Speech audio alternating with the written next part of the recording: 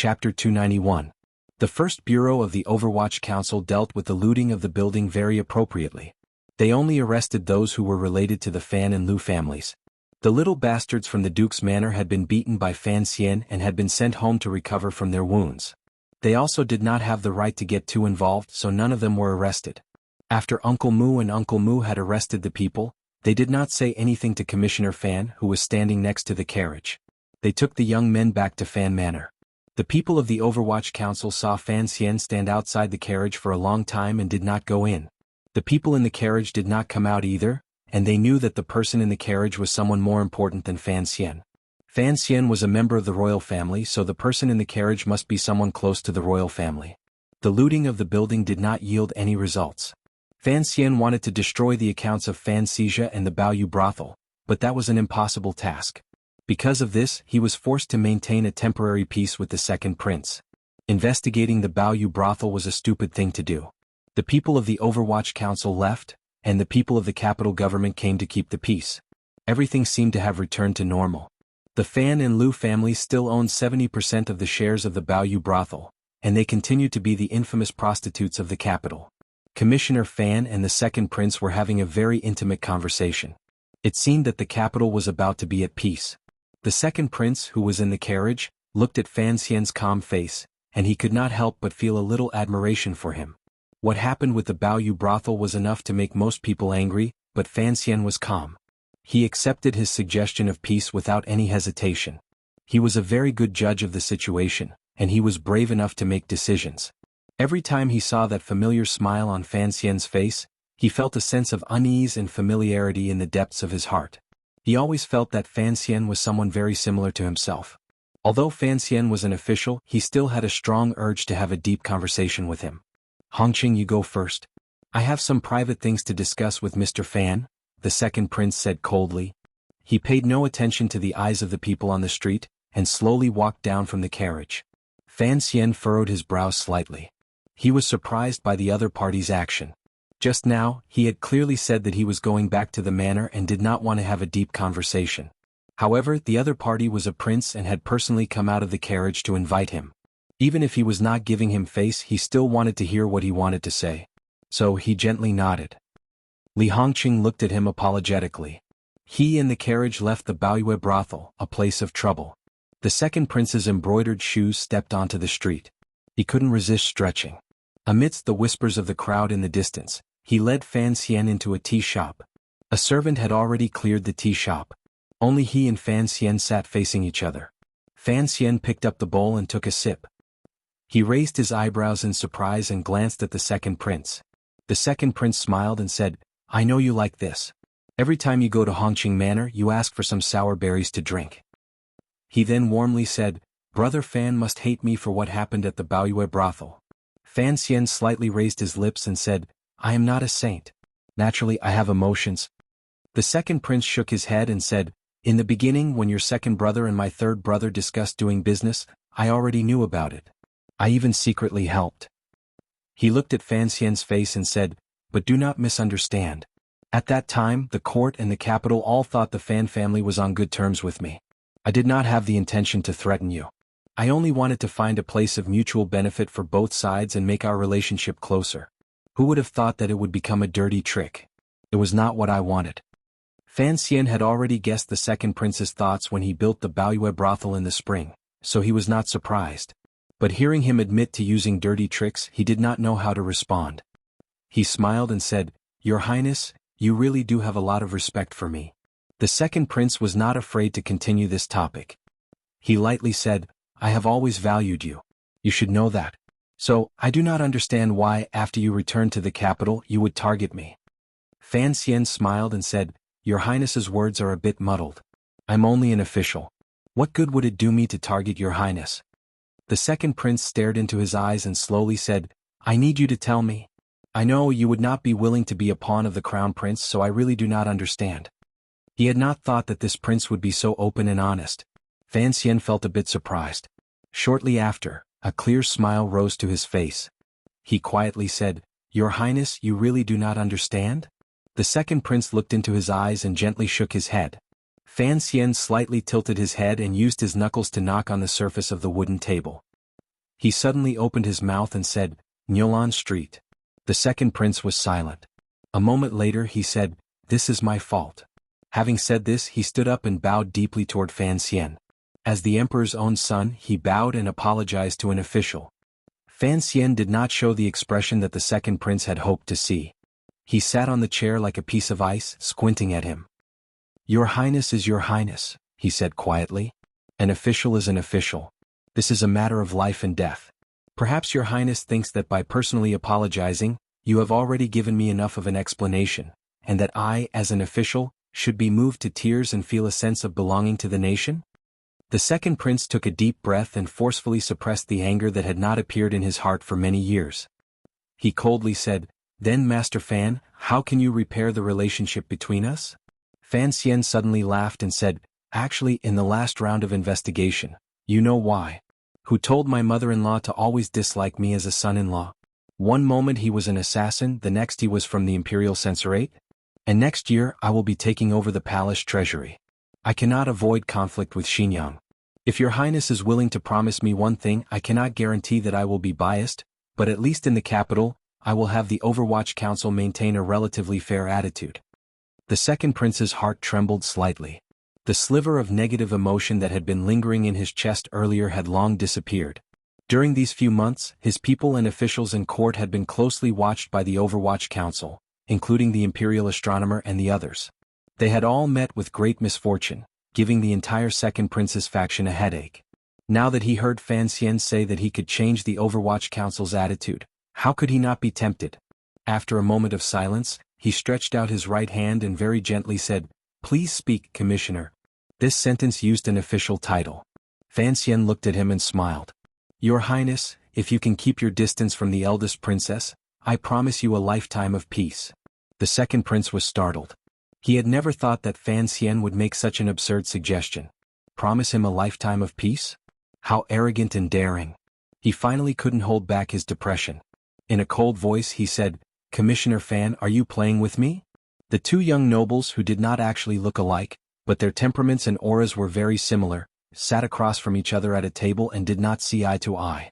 Fan Xian looked at him and said, "Your Highness has many questions and I also have many questions. Is this dragon chair really so easy to sit on? Is peace not a rare blessing? Your Highness has always liked literature, and Lady Shu is also a clear-minded person like Snow. How can you not see through the crux of this?" Even though there was no one in the tea shop at this moment, and there was no need to worry that this conversation would be overheard by others, suddenly hearing Fan Xian speak his mind so plainly, the second prince's heart still trembled uncontrollably. There were many things in this world that could only be done and not said. For example, no matter how much he wanted to take the throne, he was still incomparably respectful to the crown prince. Who would have thought that this person in front of him would say it so lightly? It was not until today that the second prince truly understood the extent of Fan Xian's courage. He also became more and more unclear as to what Fan Xian was relying on. A dim light flashed through the second prince's eyes. This dim light was touched by Fan Xian's words. Years of pain finally began to burn. Staring at Fan Xian's face, he lowered his voice and said coldly, "Everyone knows that the dragon chair is not easy to sit on. But I am in the Emperor's home and I have no choice. If I want to take this chair, I can take it. If I don't want it, I still have to take it. If I have the freedom to choose, I would rather go to the Imperial College and study every day than get mixed up in this matter." Fan Xian narrowed his eyes slightly. "Is someone forcing you?" Perhaps Fan Xian's boldness had aroused a trace of bloodlust, and the second prince laughed coldly. "Of course someone is forcing me. From the time I was 12, they said that I was virtuous and that it would be a waste to be a prince. When I was 13 they made me a king. When I was 14 they built a manor outside the palace. On the surface, it seemed like they were chasing me out of the palace, but in reality they gave me the opportunity to freely submit to the officials. When I was 15 they let me enter the royal study to listen to state affairs. Did you know? Before me, only the crown prince had such an opportunity." The second prince's handsome face gradually twisted. "I don't want to fight. But these things are coming out one by one. What can I do? Does the Eastern Palace think that I don't want to fight for the throne?"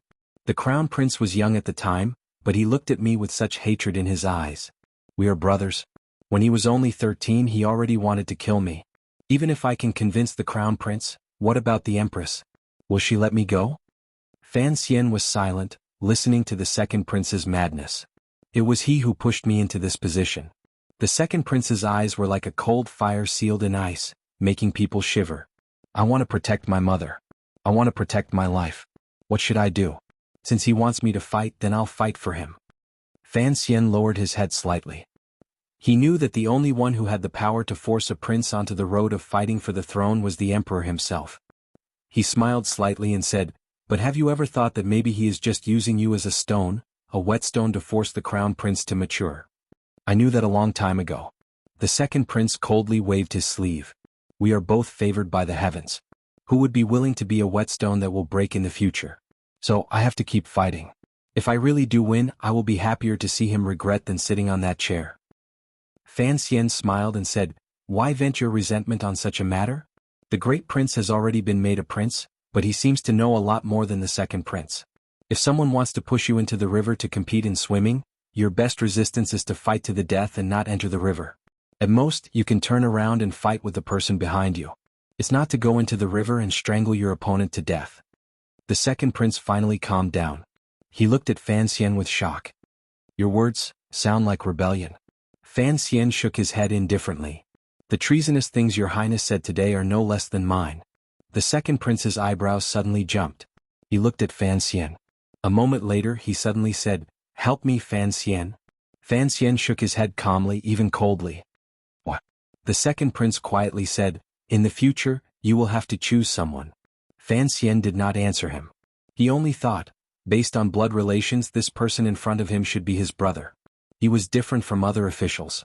He did not want to make a choice. He was just a little shocked by the Qin kingdom's ruthless way of teaching, and he gradually grew afraid. Seeing the second prince's sincere gaze, Fan Xian finally opened his mouth and said, "Do not get too close to Xinyan. That woman is a very talented madwoman. I don't know what she is thinking." The second prince calmed down. He smiled and sat down. Fan Xian sighed in his heart. He knew that although the second prince was tempted by his power, he still trusted the eldest princess's power more. But this was good. At least in the future, when he was dealing with the second prince in front of him, his heart would be a little harder. "I still don't want to be your enemy," the second prince said seriously.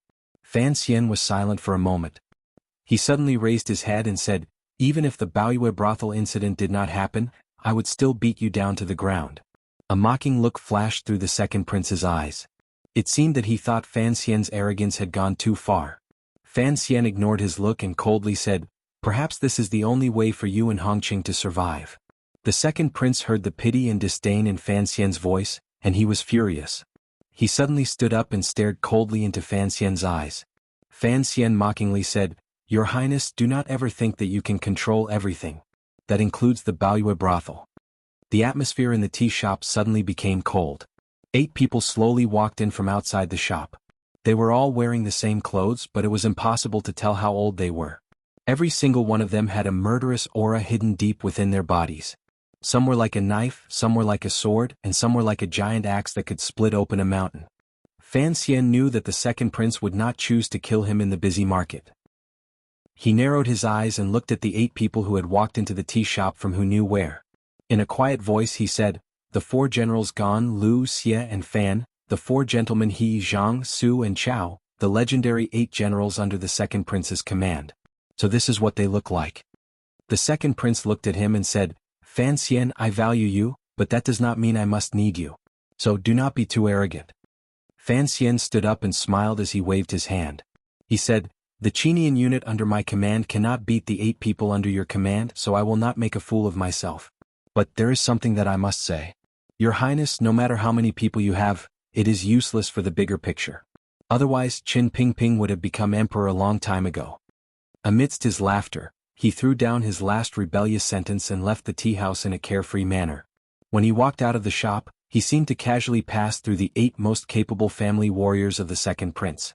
He only slightly shrugged his shoulders in front of the Gan and Xie generals and waved his hand in front of the Su and Chao princes. A faint breath of air came into contact with the murderous aura of the 8 people that had yet to be released. In an instant, it spread along the wooden pillars of the tea shop and mixed with the autumn afternoon sunlight outside the tea shop. There was no trace of it anymore. A moment after Fan Xian left, the second prince rested his chin on the table and furrowed his brows slightly. He didn't know why he had suddenly lost his composure in front of Fan Xian and said many things that had been hidden in the depths of his heart. He took a deep breath, and a glimmer of seriousness flashed across his handsome face.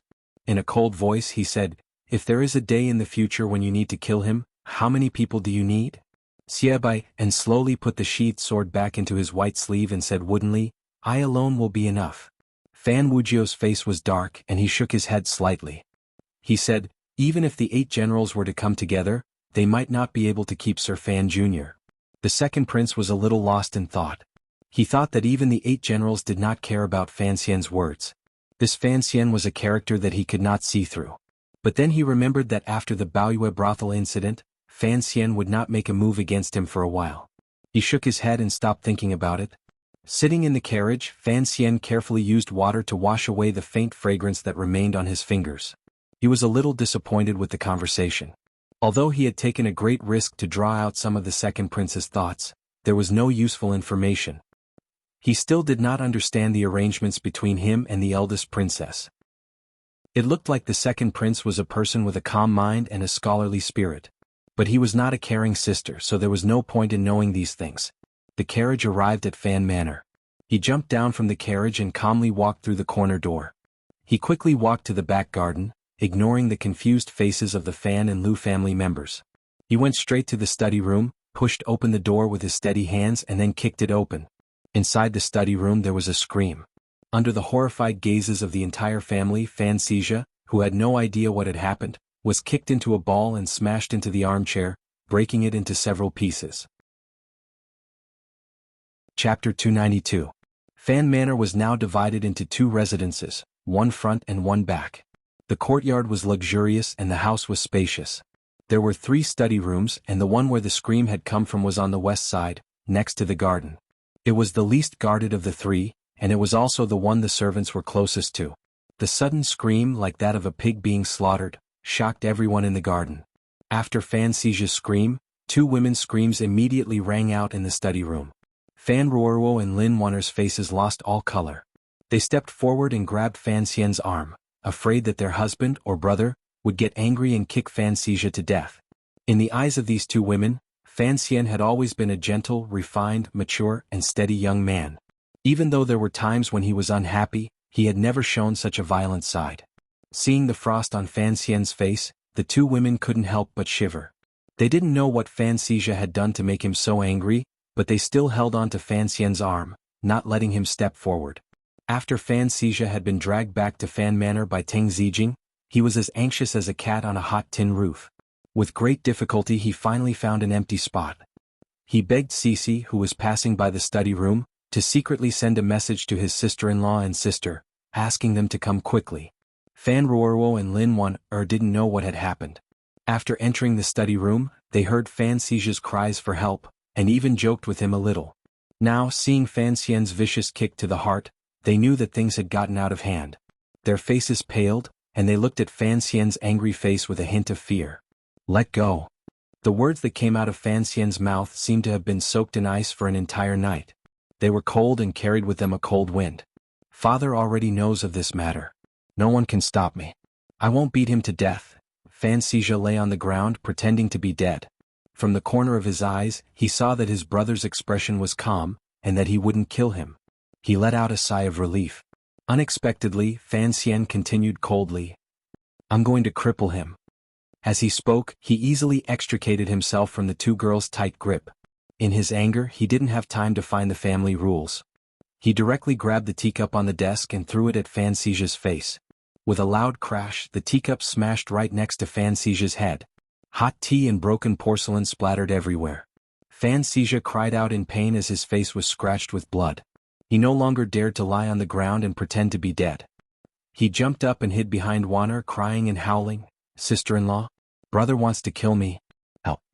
Lin Wanner looked at the blood on her brother-in-law's face and jumped in fright. She quickly shielded him behind her and blocked the angry Fan Xian in front of her. She hurriedly said, "What happened? What was going on? Can't we talk things out?" Fan Xian looked at Fan Xizha's sorry state, hiding behind Wanner, but he didn't soften at all. Thinking of all the dirty things Fan Xizha had done, he became even angrier. He pointed at him and scolded, "Ask him what he did." Fan Xija was about to open his mouth to explain, but he felt a sweetness in his chest. He almost spat out blood. He knew how hard his brother's kick had been, and for a moment he was scared half to death. He didn't know if he was going to die like that. In his terror, he gathered his courage and jumped up. He screamed, "I just opened a brothel. Is there a need to be so desperate? Sister-in-law, I can't live." After letting out a blood-curdling scream, Fan Xija fell to the ground. Wanner and Ruorwo were shocked. They quickly squatted down, rubbed their chests and pinched their nostrils. By this time, Fan Xian had already vented some of his anger. Seeing that the kid was pretending to be dead, he was so angry that he laughed. He then looked at the open door of the study. There were servants in the garden watching from afar. He closed the door behind him and said expressionlessly, "That kick didn't kill you. Get up." Fan Xija saw that he was going to be ruthless, so he didn't dare to get up. He could only hide behind his sister-in-law and sister, hoping to stall until his mother arrived. Fan Xian had already sat behind the desk. His face was expressionless, but no one knew what he was thinking. Ruorwo carefully handed him a cup of tea. She asked quietly, "What brothel?" Fan Xian slowly sipped the tea in his cup. He closed his eyes and coldly said, "A brothel." Wanner and Ruorwo were shocked again. The two girls had been scared a lot today. But compared to Fan Xian's kick to the heart, Fan Xija's brothel was a bit absurd, but it didn't bother them too much. In the capital, most of the children of the rich and powerful had some secret business dealings. Although it wasn't very glamorous and Fan Xija, he was young, but did he really have to be this angry? Fan Xian coldly laughed. He pulled out the Overwatch Council's investigation of the Baoyu brothel. He threw it to his sister. Fan Ruorwo's face was full of confusion. She took it and looked at it. The file was not very long, but it clearly stated the history of the Baoyu brothel. The evidence was clear and there was no way to explain it. It took her a while to finish reading it. Her hair was a mess and a few strands of hair fell across her forehead. It covered her face and eyes, and it was impossible to see her reaction or expression. But gradually Ruorwo's breathing became heavy. It was clear that she was angry and sad. Her lower lip sank into her mouth, and it looked like she was gritting her teeth. Lin Wanner watched this scene with curiosity. She wanted to know what was written on the file, and she wanted to go next to her sister-in-law to look at it. But she was afraid that Fan Xian would take advantage of her absence and beat Fan Xija to death. So she didn't dare move. Fan Ruorwo slowly raised her head. Her face was calm, but the coldness between her eyebrows was very heavy. Her calm eyes were now filled with anger. She looked at Fan Xija, who was hiding behind her sister-in-law and pretending to be dead. She gritted her teeth and asked, "Did you do all of this?" The tone of her question was calm, but underneath the calm surface, there was an undercurrent that made everyone in the room feel uneasy. Fan Xija had been raised by his sister since he was a child. Compared to her, he was more afraid of this seemingly weak sister. He was also closer to Ruorwo. Subconsciously, he slowly sat up and explained in a trembling voice, "Sister, what is it?" Fan Ruorwo's face was full of sadness and disappointment. She wondered how her brother had become like this. Tears began to well up in her eyes. She gritted her teeth and threw the file at Fan Xija. It landed right on Fan Xija's face and said, "Look at it yourself." Fan Xija looked at his brother, who was sitting calmly, and then looked at his sister-in-law. He picked up the file and continued to read. The more he read, the worse his face became. Brother knew what the Baoyu brothel had done. At this time, Fan Xian squinted his eyes and slowly stood up from his chair. Fan Xija screamed and jumped up. He waved his hands and was scared to death. He tried to explain, "Brother, I didn't do this. Don't hit me anymore." Fan Xian squinted his eyes and looked at his brother. He coldly said, "Murder, arson and forcing a girl to be a prostitute. If you were the one who did this, I would have kicked you to death. But who are you? You are the owner of the Baoyu brothel. Without your approval, would those bastards dare to do these things?" Fan Xija's voice was trembling and he said, "Some of these things were done by my brother. It had nothing to do with me." Fan Xija, Fan Xija. Fan Xian coldly laughed and said, "Ruorwo said you were like a pig and she was right. Do you think you can wash yourself clean like this? I've really underestimated you. You've actually become the leader of the small tyrants in the capital. You're really capable. You're so capable." Fan Xija's heart grew colder and colder. Although he was young, his mind was sharp and ruthless. He knew that his brother wouldn't listen to his explanation, so he felt more and more wronged. With a long face he howled, "It really has nothing to do with me. Right at this moment he saw another scene that made his soul jump out of his body. Ruorwo's face was calm. She pulled out a stick that was no longer than an arm and handed it to Fan Xian. The first time Fan Xian came to the capital, Ruorwo used a ruler to strike Fan Xija's palm. The ruler was the Fan family's small family rule. What was the big family rule? It was a stick. It was a stick with thick thorns wrapped around it. It was a terrifying rod that could split open the flesh of the person being tortured with a single strike. In the entire Fan Manor, there was only one person who was lucky enough to experience the big family rule. That person was once Count Sinan's most favored follower. He used the power of the Fan Manor and Fan Jian's favor to cause trouble in the Ministry of Revenue. In the end he was beaten down by Fan Jian with a stick. Now he was living in a manor outside the city. His leg was broken and he was miserable. When Fan Xija was educated as a child, he had seen the man's miserable state. Now seeing Fan Xian weighing the big family rule in his hand, he was scared silly. His mouth was wide open but he couldn't say anything. Fan Xian walked out and coldly said to his wife and Ruorwo, "I am responsible for this. You two cannot escape responsibility." Silently retreated to the side and stood next to Ruorwo. Fan Xija saw the stick coming closer and closer to him. In his terror he stirred up the fierceness in his bones. He jumped up and pointed at Fan Xian's face. "Sister-in-law, sister, don't listen to him. Brother, no. Fan Xian, don't act like a saint. What's wrong with me running a brothel? What's wrong with me being a tyrant? Who in the capital doesn't do the same? Why do you have to hit me? You think I don't know what you're thinking?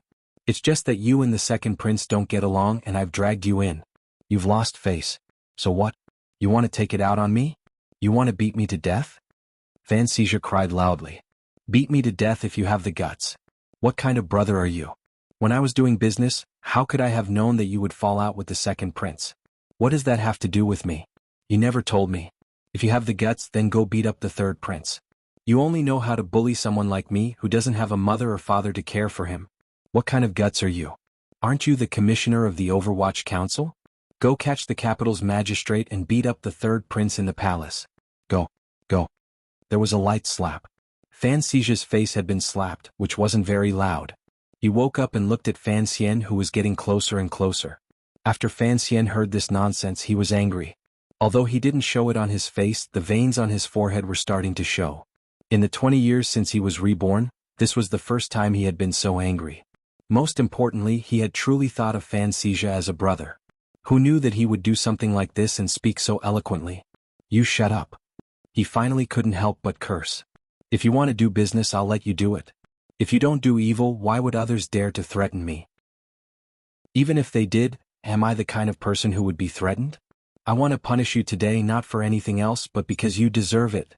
This has nothing to do with the second prince in the palace, and it has nothing to do with the third prince. Fan Xija, you need to understand that this is your business." Fan Xian was both sad and angry. "You are so young yet you act so ruthlessly. If I don't punish you, who knows what kind of trouble you will bring to father. I have expectations for you, so I won't allow you to continue down this path. Who cares about the second prince and the third prince? I am angry at you and I hate you. They are not my brothers, you are my brother." He stared into his brother's eyes and said coldly, "I have investigated clearly. Fortunately, you were not personally involved in those matters, so you can still be saved. Since you have gone down the wrong path, I will use my stick to help you correct it." As soon as he finished speaking, the stick came down. Under the great discipline, Fan Xija's trousers were torn, and blood flowed everywhere. Finally he let out a heart-wrenching howl.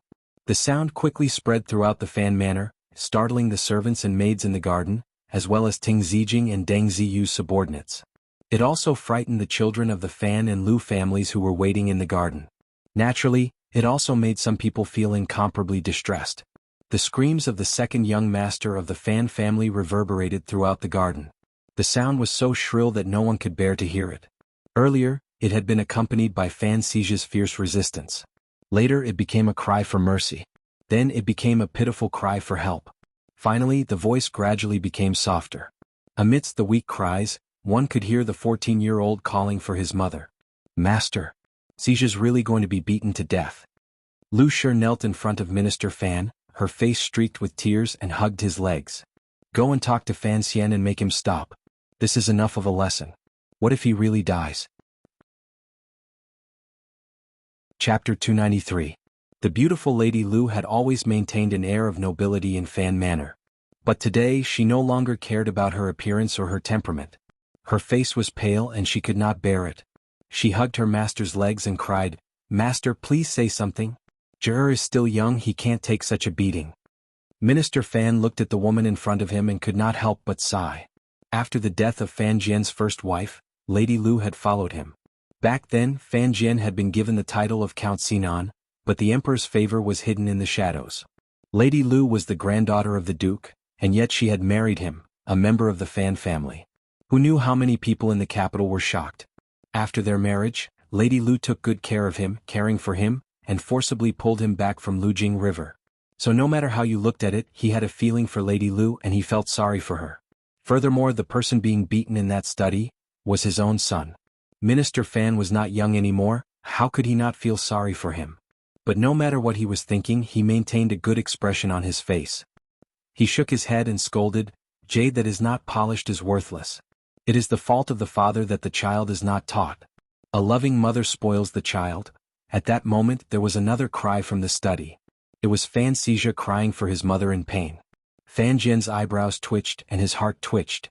He could no longer say the words of admonishment that he had been about to say. Lady Lu saw that her master had remained silent, and her tearful eyes showed her determination. She straightened her slightly disheveled dress and prepared to turn around and leave the study. "Come back." Fan Jian scolded her in a low voice. Fan Xian is the eldest brother.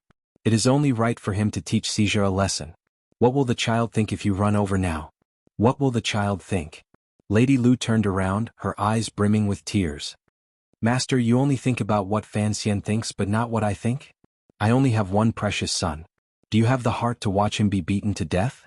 She bit her lower lip and cried hoarsely, "That's right, I did make mistakes in the past, but after he came from Danzhou, I tolerated everything and was careful and cautious, afraid that he would be unhappy.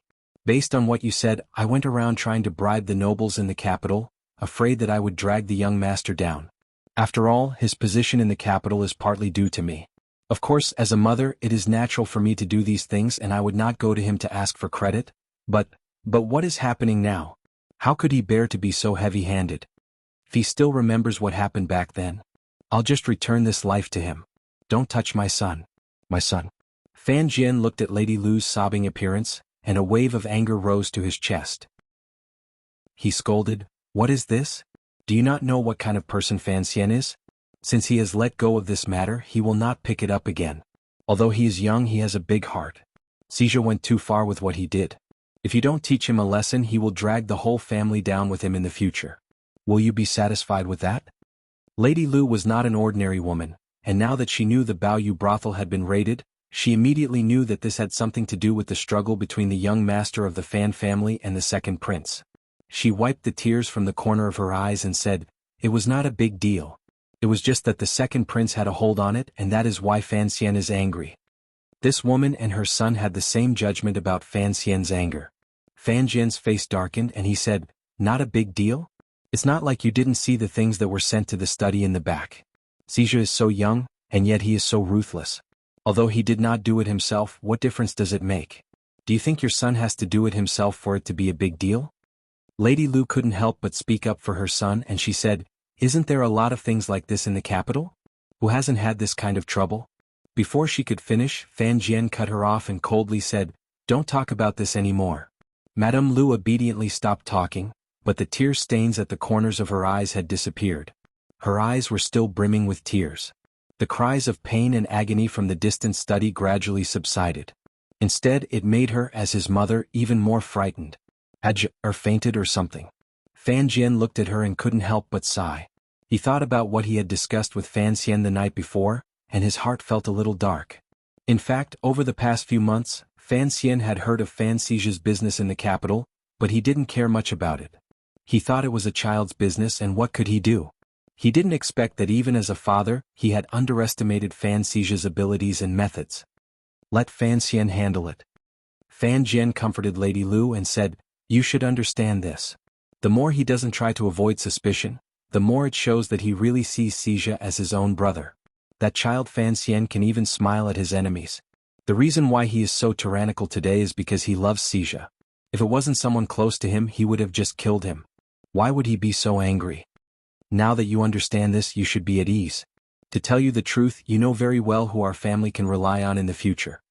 Lady Lu understood this, of course. Fan Xian's reputation was too great, and they were riding a tiger. They could only go up but not down. Fan Jian was getting on in years. He might not leave this world, but there would come a day when he would retire. Whether it was Lady Lu or Xijia, what kind of fortune they would have, and whether or not this manor would be safe for the rest of their lives, all depended on how the young master of the manor did in this country. But no matter what, Lady Lu would always feel some resentment towards Fan Xian. Fan Jian shook his head, and motioned for her to follow him out of the study. They walked towards the study next to the garden in the back of the manor. Lady Lu was overjoyed and hurriedly followed. Even the servant girls behind her, who were holding hot towels, didn't care to discipline them and waved them away. Turning here and there, the servants could only watch as their master and mistress walked through the manor so quickly. They couldn't help but feel a little surprised, but then they thought of the pig being slaughtered, that came from the front and back of the manor. They suddenly understood and began to feel uneasy. They thought that the young master had beaten the second young master so badly. If the master and mistress hurried over, wouldn't they start a fight? Things had been going smoothly for Fan Xian for the past few years, and the atmosphere in the manor had been very serious and lively. The servants had a strong sense of belonging, and they really didn't want anything to happen in the manor. Lady Lu hurried towards the garden with a face full of panic. She wanted to grow a pair of wings and fly over, but seeing her master's calm and broad back as usual, she didn't dare to be first.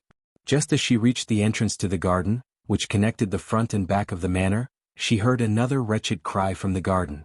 The sound of countless wooden planks falling on flesh rang out, and it was a frightening sound. Lady Lu's mind was in a mess.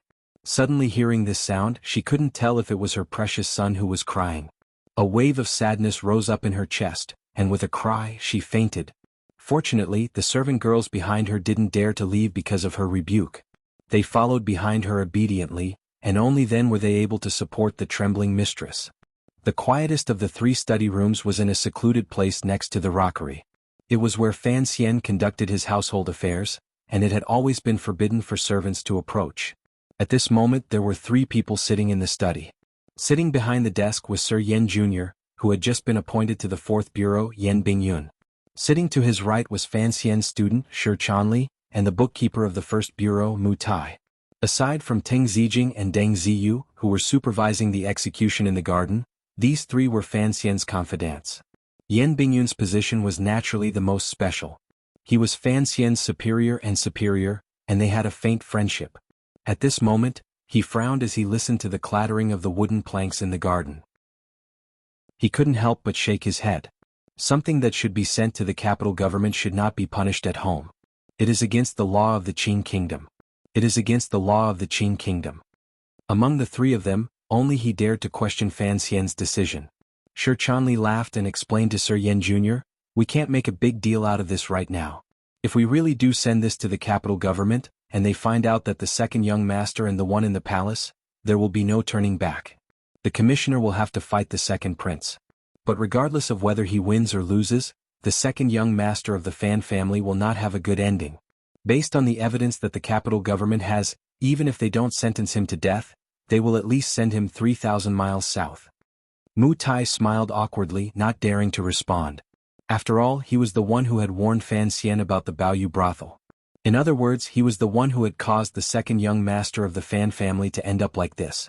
Although Fan Xian was very pleased with his performance, who knew what the majority of the Fan family thought? Yen Bingyun shook his head again. It was clear that he didn't approve of Fan Xian's decision to use the family law to replace the national law. But he also knew that this was the only thing he could do. He couldn't help but mock him and say, "This commissioner of ours? He really is a man with a crystal heart. Even if the Baoyu brothel case comes to light in the future, he will have something to say in front of the emperor. At least if the second prince wants to investigate the Fan family for not being strict enough and allowing his brother to commit murder, it will be impossible." Shi Chanli was shocked to hear this. He knew that Fan Xian had made this punishment known to the entire manor in order to get the news out and shut the mouths of the imperial censors. But Fan Xijia had committed a crime and this was not going to work. Yen Bingyun smiled and looked at him, knowing what he was worried about. He said, "Don't worry about it. Your teacher has already made arrangements." Shi Chanli thought to himself that this matter had nothing to do with the 4th Bureau. If Fan Xian was summoned here, then he must have made some sort of arrangement. But it wasn't convenient for him to continue asking. Mu Tai walked to the window and looked at the garden from afar. His buttocks were shaking and his flesh was split open and blood was spilled. Even though he was an official of the Overwatch Council, he couldn't help but be shocked by Fan Xian's ruthlessness. Seeing the children of the Fan and Lu families suffering under the punishment, he couldn't help but touch his own buttocks. Shi Chanli once again busied himself with copying some documents that he was about to use. Lady Lu woke up and was about to fight Fan Xian to the death. She rubbed her eyes and realized that the people being beaten in the garden were her good-for-nothing relatives. Although the punishment was cruel and blood was splashing high into the air, and the children were crying out in pain, as long as it wasn't her own children suffering, Lady Lu had no objections. She returned to her noble and dignified demeanor as Lady Fan and looked at the scene coldly. In the woman's heart, her son Fan Xizha was capable of causing trouble on a small scale, but he had stirred up so many scandals in the capital. It was obvious that he had been seduced by evil spirits. The children and nephews of her maternal family, the members of the Fan clan, were naturally the main culprits. The more she watched, the angrier she became. Ignoring the cries for help from her maternal relatives, she gritted her teeth and yelled at Teng Zijing's bodyguards, "The young master told you to hit them, so hit them hard. If you don't cure these little bastards, how can you vent your anger?" As they spoke, the couple entered the study. As soon as they saw Fan Xizha lying on the bench in the corner of the room, his lower body naked, Madame Lu immediately panicked and threw herself at him. She looked at the bloody marks on her son's back and buttocks with heartache. She couldn't help but quietly cry. Her fingers carefully stroked the swollen bruises from the rod. "My son?" A hand reached out with a handkerchief to wipe away the tears on her face. Lady Lu looked and saw that it was Fan Xian. She gritted her teeth. She didn't show any resentment, but she still couldn't help but feel a hidden bitterness. Fan Xian had already regained his composure. After the vicious beating, his anger had been mostly vented. He comforted her. "It's nothing. Step aside. I'll apply medicine for my brother." Lady Lu reluctantly stepped aside and watched as Fan Xian applied the medicine to Fan Xizha's body. By this time, Fan Xizha was out of breath from the beating. He was on the verge of death and could faint at any moment. Fan Jian looked to the side. His daughter-in-law and daughter were standing obediently in the corner. Wanner's eyes were filled with fear. The beating that had just taken place must have been frightening. Ruoro's eyes were filled with tears, not because of the pain her brother had suffered, but because of her brother's incompetence. He shook his head and coughed. Drawing everyone's attention, he asked Fan Xian evenly, "How are the arrangements?" "According to your wishes, Xizha will leave tonight," Fan Xian said respectfully. "It has already been arranged." Chapter 294. The conversation between the father and son continued as if no one else was present. The three women who were listening were dumbfounded. Was it not enough to beat Fan Xizha to such a state? Was he going to be exiled from the capital? "Master, what did you say?"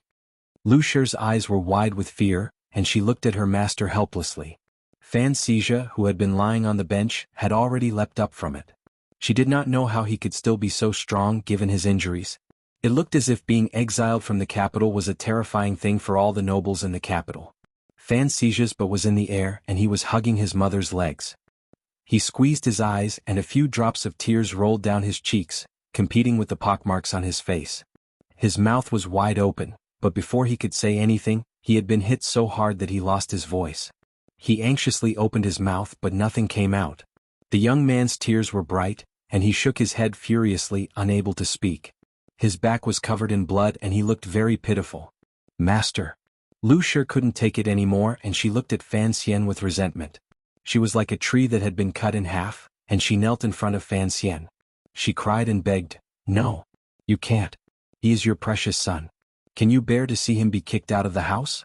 Can you bear to see him wander in a foreign country without any family?" She quickly grabbed Fan Roro's hand and said, "Roro, quick, ask your father for mercy. Don't kick Xizha out of the house." Lu Shi thought that using the incident at the Baoyu house to kick Fan Xizha out of the house must have been Fan Xian talking behind their backs.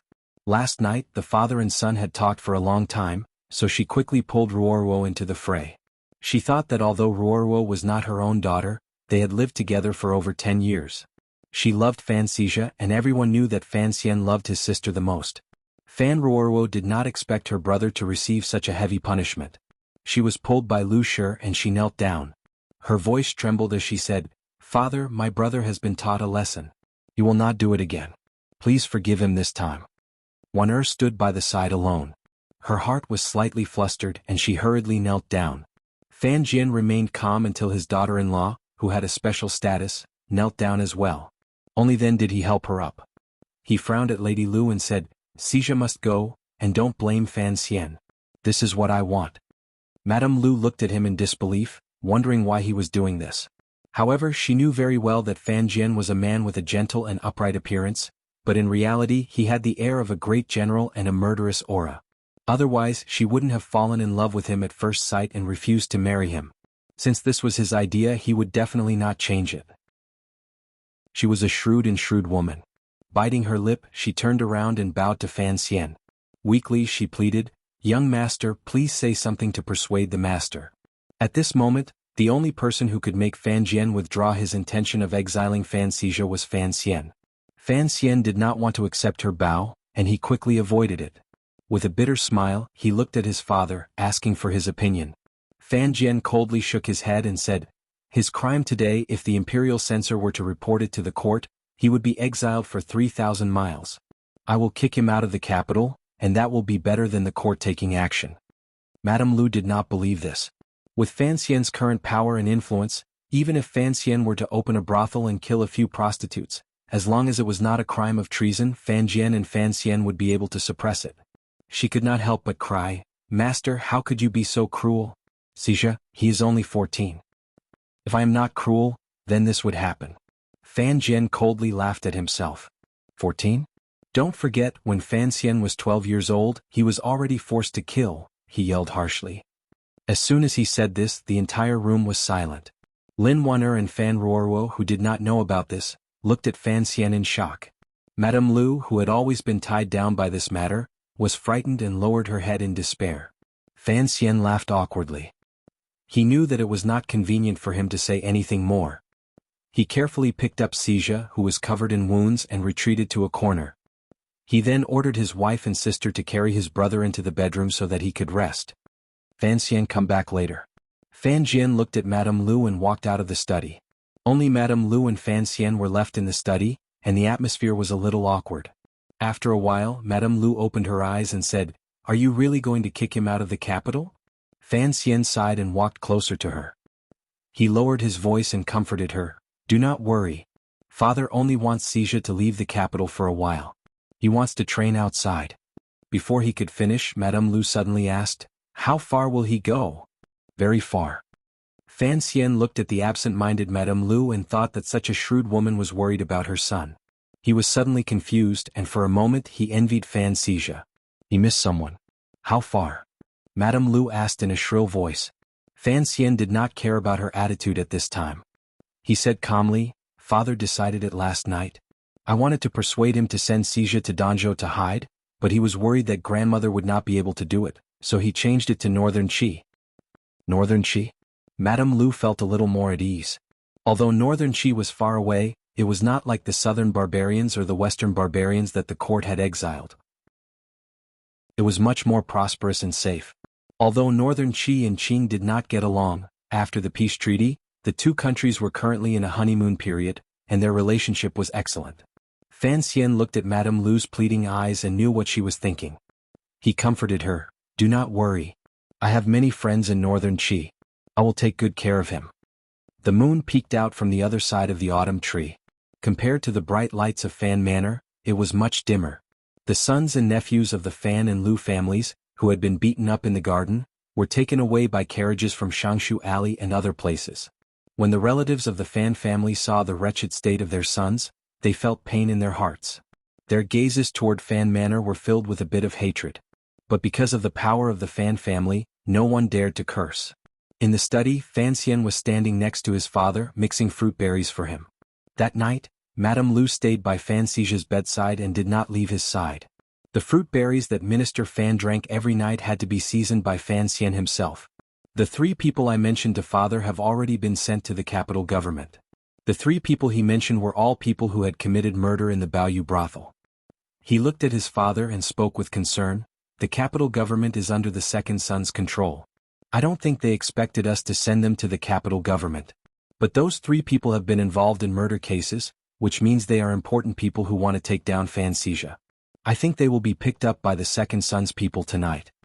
Fan Jian laughed and said, "Don't hide it from me. I know you won't be so careless. I will take care of it." Fan Xian laughed as well. This time he had finally used all of the power Qin Pingping had given him, and he had mobilized the assassins of the 6th Bureau. They committed a crime punishable by death, but I think there will be repercussions from within the family. I will need you to make an appearance. Fan Jian knew what he was worried about. In the capital, there had never been an official who would harm a member of their own family. He shook his head and said, "What is there to make an appearance for? We have sent them to the capital government. What does that have to do with us?" Fan Xian heard this and was impressed. After thinking for a while he said, "Xija, we will leave tonight. I will let Yin Bingyun take care of this. There shouldn't be any traces left behind." Fan Jian nodded and said, "I have nothing to do with the people of Northern Qi. Back in the day I killed too many of them. Are you sure you can handle this?" Fan Xian met his father's gaze and knew that he was worried about Fan Xija's safety. He nodded solemnly and said, "Wang Qinian is now in Shangjing and I have a good relationship with Haitang and the Emperor of Northern Qi. Xija should be fine in Shangjing." Fan Jian sighed, and the white frost on his mane was particularly eye-catching tonight. He said, "You used to tell me that Xija was talented, and that he didn't have to study to become an official. I listened to you, but I didn't think this child would be more radical than you and I thought. He started doing this at the age of 14. What was I doing when I was 14? I was still studying with the Crown Prince in King Cheng's manor, now the Emperor. All I thought about was how to have fun." Fan Xian smiled bitterly and said, "Yi Guiping's 3rd son is really something. He became the owner of a brothel at the age of 8. If this gets out, it will be recorded in the annals of Qing history. His name will go down in history. As for Yi Guiping, I will talk to her." Fan Jian shook his head. Although Xija is talented, he is still too superficial. Going down the path of evil is not a long-term solution. This time, I will take this opportunity to let him go out and see the world. First, I will punish him, and second, I hope that he will be able to become a useful person. Fan Xian sighed and said, "I have my own problems. Don't blame yourself." Fan Jian waved his hand and had him sit down. "When it happened you weren't in the capital, but I am curious. Why did you seem so at ease when I suggested sending Xija to Northern Qi? You should know that Northern Qi does not treat the people of Qing well." Fan Xian did not speak of the wordless agreement he had made with Haitang and the young emperor, but he did explain his thoughts. He smiled and said, "Xinjiang has been using the Cui family to smuggle goods into Northern Qi. Now that Xinjiang is dead, there have been some problems with their routes. I think that if Xija can be trained in the north in a few years, perhaps he will have the opportunity to take over the Cui family's business. After all, he likes it. Since he wants to do business, I want to arrange a bigger business for him to do." Fan Jian smiled and looked at his son with satisfaction. Fan Xian's thoughts could be considered meticulous. Compared to Fan Jian and Qin Pingping's generation, he was only a little less ruthless. "When do you plan to move against the Cui family?" Seeing his father so easily point out his plan, Fan Xian did not feel the slightest bit uneasy. He smiled and said, "It will be after I take over the palace treasury. Around March or April next year." Fan Jian nodded and suddenly said with a gloomy face, "Don't give them any chance to retaliate." This was the first time Fan Xian had seen his father's honest and kind face reveal a ruthless side. His heart trembled and he responded in a low voice. Fan Jian continued to speak in a cold voice, "You have handled this matter well. Temporary tolerance can buy you time to react. After Xija leaves, do what you want to do. Don't ask for my opinion. But there is someone, Yuan Meng? Is that her name?" Fan Jian suddenly said, "She does things shrewdly and her style is sinister. In a few days when this matter has died down you can get rid of her. That will be the end of those cases." Fan Xian was shocked. He did not know if his father had killed Yuan Meng to avenge Xija, or if it was for some other reason. Fan Jian's next words revealed this minister's deepest humanism and his long-hidden spirit of universal love. He said coldly, "I grew up in Lujing River and I have always cherished flowers. What I hate the most are those who destroy them. Furthermore, this Yuan Meng was a woman from a brothel, and yet she was willing to lay her hands on a weak woman of the same profession. I cannot allow such a person to exist in this world." Fan Xian suddenly understood. He remembered that King Jing often teased him, and remembered that his father used to be a brothel guest. Those stories of his love affairs were still being spread throughout the capital. Seeing the tragic deaths of the prostitutes in the case file had touched his sensitive spot. No wonder he could not tolerate Yuan Meng. He took the opportunity to say, "Yuan Meng is Hongqing's? Do you think about Hongqing and his sister's marriage?" Without waiting for him to finish, Fan Jian shook his head and said, "Hongqing is a good child. Let's keep an eye on him for a few more days. After all, this is a marriage arranged by the emperor. We need to be careful." Fan Xian was disappointed, and he was angry that his father did not care about Ruoruo's happiness. He wondered if Ruoruo was not as good as the women in the brothel. Fan Xian made up his mind. Even without his father's help, he was going to continue. He left the study room and entered it again. The three people in the study room saw him enter, and they all stood up to greet him. Shi Chanli handed over a document with dried ink and said, "This is the agreement for the transfer of 70% of the shares of the Baoyu house. Please take a look and then the second master will sign it." Mu Tai continued, "The capital government has been keeping an eye on us. According to the information sent back by our spies, the capital government is troubled by the murder suspects we sent to them." Later, a servant from the second prince's side went to the capital government's manor. "We don't know what they discussed." Fan Xian nodded and said, "It doesn't matter. We won't be doing anything for the next few days." Mu Tai frowned and said, "What if they misjudge the situation and think we are going to fight to the death? What if they send the capital government to arrest the second master?" Fan Xian looked at Yan Bingyun, who had been silent this entire time. He shook his head and said, "With the boss of the 4th Bureau here, if Fan Xizhi goes north, who will be able to find him?" Chapter 295. After everything had been arranged, Fan Xian went to the bedroom. Lu Shi was lying on the edge of the bed, and it looked as if she had fallen asleep. He quietly woke her up and they whispered to each other for a while. Lu Shi's tear-stained face gradually revealed a look of determination. She nodded and accepted this arrangement. She didn't know what Fan Xian had promised her, or how he had convinced her. It was getting late, and the insects in the garden had long since stopped chirping. Ruoruo was accompanying Lu Shi. Fan Xian walked over to the side of his sleepy little brother, and looked at his face, which was still gritting his teeth in hatred. He looked at the pockmarks that were about to burst out, and he couldn't help but smile and shake his head. He took the ink from the desk and took out the document that Shi Chanli had prepared. He pressed Xizhi's fingers onto the document. Seeing the bright red fingerprints on the snow-white document, Fan Xian nodded with satisfaction. From now on, the 70% of the shares that Xizhi owned in the Baoyu house were now officially transferred to someone else's hands. He was no longer associated with the brothel, which was filled with blood and bones. Wan'er knew that he was in a bad mood and she made a face at him. But she didn't get any response. Deep in her heart, she couldn't help but feel a little useless. She smiled. Fan Xian also smiled and said, "This has nothing to do with you. Children need to go out and try their luck." He suddenly asked, "Has Miss Shun been brought back?" "She is in the West Pavilion." Wan'er explained, "Mr. Yin has already gone there." Good. Fan Xian calmly agreed, and then he sat down next to Xizhi's bed. He thought for a moment and then stood up again. He called for the kitchen staff to make some food, and then he sat down in the side room and picked up a bowl of hot porridge. He blew on it and slowly drank it. He wanted to give Yan and Miss Shen some time to reminisce. More importantly, he wanted to give Lu Shi some time to be alone with her son. He didn't know how much time had passed, but Deng Ziyu was led by a servant. He nodded at Fan Xian. Fan Xian understood. He didn't want anyone else to help him, so he walked into the bedroom and personally carried Fan Xizhi to the back of the courtyard through the corner gate. He then climbed into the carriage. Fan Xizhi was still in a daze. Lady Lu bit her lip and stroked his cheek affectionately, but he did not wake up. Ruoruo also stroked his thick ears with reluctance. Even Wan'er's eyes flashed with a hint of sadness at the separation. Only Count Sinan, Fan Jian, continued to sleep peacefully, as if he did not care about his youngest son at all. He was about to leave for a foreign country and did not know when he would return. "You guys go first." Fan Xian said to the icy-faced Yan Bingyun, "I'll have to trouble your father with this matter. Be careful when you leave the city." After nightfall, the gates of Jingdo were closed. Only the people of the Overwatch Council had the power to silently send a person out of the city. Yan Bingyun slowly raised his head, glanced at him and asked, "You're not coming?"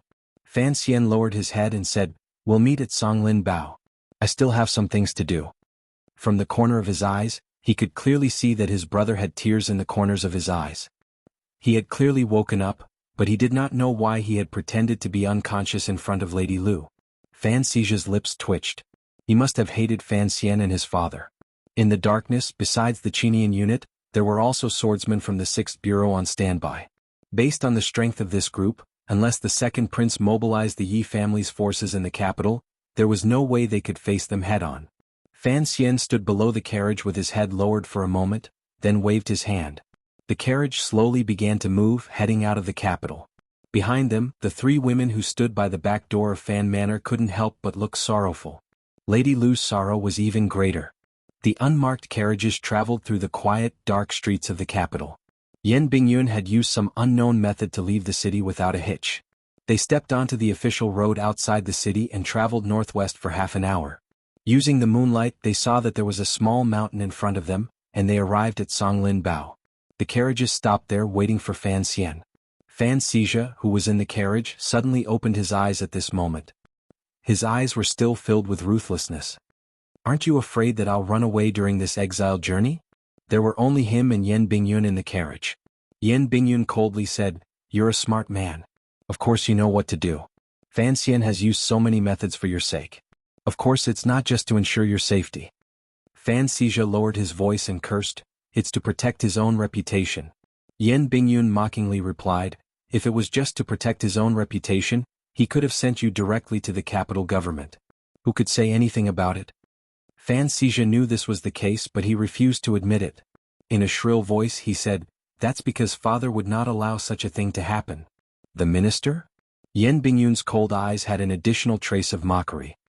"The minister's thoughts are not something that young people like you and I can think about." Fan Xija weakly said, "Brother Yan, where does my brother want me to go?" "Northern Qi," Yan Bingyun replied. "Ah." Fan Xija's face showed a look of despair. He let out a long sigh, and then fell to the ground in a manner that did not match his age. He lay down, but when he touched the wound on his back, he couldn't help but let out a scream. Yan Bingyun looked at him, amused. "Fan Xian's medicine, although effective, it is very overbearing. You should continue to endure it." Back when he was in Shangjing, Northern Qi, he had been tormented by Fan Xian in the same way. "I know what I'm doing. It looks terrible, but I haven't broken any bones. Why are you acting pitiful?" Fan Xian spoke coldly, and with a cold face he walked into the carriage. Fan Xija looked at the expression on Yan Bingyun's face, and thought of the punishment he had received earlier. "What are you doing?" Yan Bingyun frowned and looked at him. "Time is of the essence." Fan Xian put down the person he was carrying on his back and threw her next to Fan Xija. Suddenly the carriage was filled with a faint fragrance. Fan Xija was shocked. Looking at the woman's soft face, he was shocked. He shouted at Fan Xian, "What did you do to her?" The woman that Fan Xian had captured was the Baoyue brothel's most popular prostitute, Yan. Fan Xian looked at Fan Xija and laughed mockingly. "You pity her that much? It looks like you have inherited your father's good genes. When you opened the brothel, why didn't you show some mercy?" Fan Xija and Yan Bingyun did not understand the word genes, but they were curious as to why Fan Xian had captured this woman. Of course, with Fan Xian's skills in the use of drugs, and the fact that the Baoyue brothel was in a state of panic, it would have been easy for him to kidnap a prostitute. "Is she your first woman?" Fan Xian looked into his brother's eyes and softly asked. Fan Xija thought for a while and nodded. His eyes looked pitiful, and he begged his brother to let the woman go. Fan Xian shook his head and sighed. "You are indeed stronger than me. 14 years old and you already had your bud." He then laughed out loud and said seriously, "I know your attitude toward this woman is different from others. I also found out that she still has some affection for you, although you are only old enough to be her younger brother." Fan Xian couldn't help but smile. The Baoyue brothel will not be peaceful in the future. If Yan were to remain there, I don't think you would feel at ease. I will not bring her back to the manor. Even if my father allowed it, Auntie Lu would have killed her. Fan Xian calmly said, "After thinking about it, your journey up north, although it was meant to be a trial, it was far too lonely. It would not be good for your temperament. So, I brought her with me to accompany you." Fan Xija and Yan Bingyun's eyes opened wide. They were full of disbelief. He was being exiled from the capital, and he was bringing a popular prostitute with him? Was this an exile or was this a vacation? "Brother, what are you trying to do?" Fan Xizha did not believe that, after all the trouble he had caused, he would still be able to enjoy the privileges that even the second young master of the Fan Manor could not enjoy. He spoke with a stutter, and he looked at Fan Xian's calm face in fear. He even forgot about the pain he was feeling. Yan Bingyun looked at Fan Xian and felt very confused. He shook his head and patted Fan Xizha's shoulder, saying, "Your brother is a wonderful man." He got off the carriage and left the carriage for the two brothers. After a short silence, Fan Xian quietly looked at Xizha and said, "Why didn't you say goodbye to your mother?" Without waiting for him to answer, he asked, "Do you know why I am so angry this time? Why did father and I decide to send you away?" Fan Xizha lowered his head and thought for a moment.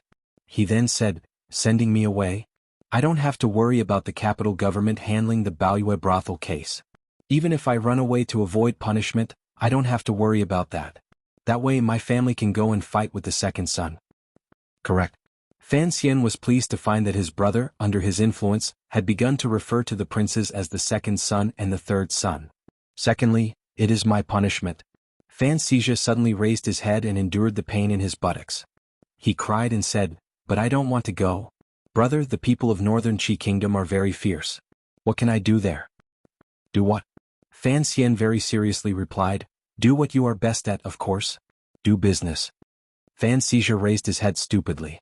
He did not look like the owner of the Baoyue brothel at all. He asked, "Do business?" "Yes." Fan Xian said, "Father asked me to make some arrangements. I thought about it and I decided to leave you 1,000 liang of silver. When you arrive in Shangjing, I will send someone to pick you up. But I will not give you any extra help. If you can, within 5 months, turn this 1,000 liang of silver into 10,000, then I will truly acknowledge your ability. And then, 10 times? Before his brother could finish, Fan Xizha could not help but shout, "I am not a god." "That is your problem," Fan Xian said. 1,000 liang of silver is too little. Fan Xizha was both embarrassed and angry. This business is embarrassing. What kind of **t logic is this? When we opened Dambo bookstore, how much money did we spend? Bah.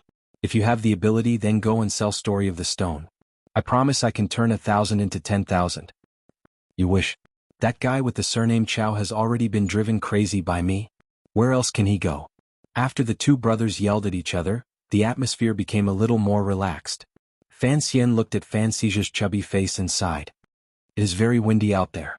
Father told me not to take too much care of you. You must be careful." Fan Xizha silently nodded and suddenly said, "Brother, you said I am a genius at business. Do not worry." Fan Xian then said, "I hope you do not blame me for chasing you out of the capital." Fan Xizha shook his head and did not say anything. Fan Xian knew he must be feeling very uncomfortable, so he frowned and said, "Actually, the 2 reasons you gave me to get you out of the capital were false." Fan Xizha raised his head and looked very confused. Fan Xian quietly said, "Even if you stay in the capital, what is there to be afraid of? Don't tell me I can't even protect you? I can just hide somewhere and wait for this to die down. I don't think the second prince would dare do anything to me. Even if the capital government were to investigate the Baoyu brothel, would they dare to search the capital in front of the Fan family? As for the second reason, you said it was to punish you. That is only a small part of it."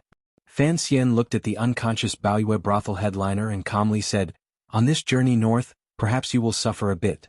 But compared to the things you have done, it is really nothing.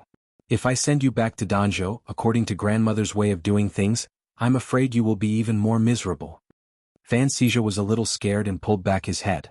He did not dare make a sound because of the injury on his back. In his heart he was thinking, "Then why do you have to chase me north?" Fan Xian slowly lowered his eyelids and said, "I didn't think you would be so daring in doing things and so ruthless. If you remained in Jingdo for the sake of father and me, other people would always have this or that kind of honey to lure you into the deepest valley. Thus, I feel that it's better for you to experience some wind and rain outside. Perhaps it will be more beneficial for your growth." He suddenly looked at Fan Xizha coldly and said, "In business you must do whatever it takes. But there must be a certain degree of control. If you are too sharp and cruel, it is easy to get hurt. Besides, as a person, it is always good to be kind to others. You must always try to be on the bright side." In reality, Fan Xizha had never been very happy with the Baoyu brothel. After all, in his eyes, the Baoyu brothel was a symbol of his success. The dirty things that were hidden in it were not a big deal. He lay on the long carriage stool and said with a grunt, "These words are full of righteousness. Those who don't understand would think that my good brother has nothing to do with the Overwatch Council and is instead a wooden scholar of the Imperial College. His words were full of mockery, but Fan Xian only raised his eyebrows. He was the commissioner of the Overwatch Council, and his subordinates specialized in doing dark things. A mere brothel, regardless of whether it was in terms of the density of darkness and filth, or in terms of the level of cruelty, was a world of difference. It was no wonder that his brother did not think much of his discipline. Fan Xian smiled and said, "Do you think that I have always stood on the wrong side, and to use these words to talk about you is absurd?" Fan Xizha saw his brother smile warmly and began to panic again. He did not dare say anything, but his black eyes rolled. It was clear that this was what he meant. "Of course I am not a saint. I am not even a good person," Fan Xian said. Fan Xian said, "But even if it was a murderous butcher, if he truly cherished his family, presumably he would have the same thoughts as me. In our line of work, even if we reek of blood, we still want our brothers to be pure and clean. Perhaps it is because we have come into contact with the most evil things in the world, so we hope you can stay away from these things." Fan Xizha heard him say "we" over and over again, and he was suspicious. Fan Xian thought for a moment, and then quietly told the story of Xiao En and Zhuang Mohan. He smiled and said, "Xiao En has killed many people in his life and done many evil things, but he still wanted to raise his brother to be a good man. In reality he succeeded. Zhuang Mohan did not disappoint him. Until the night before his death, I still admire him.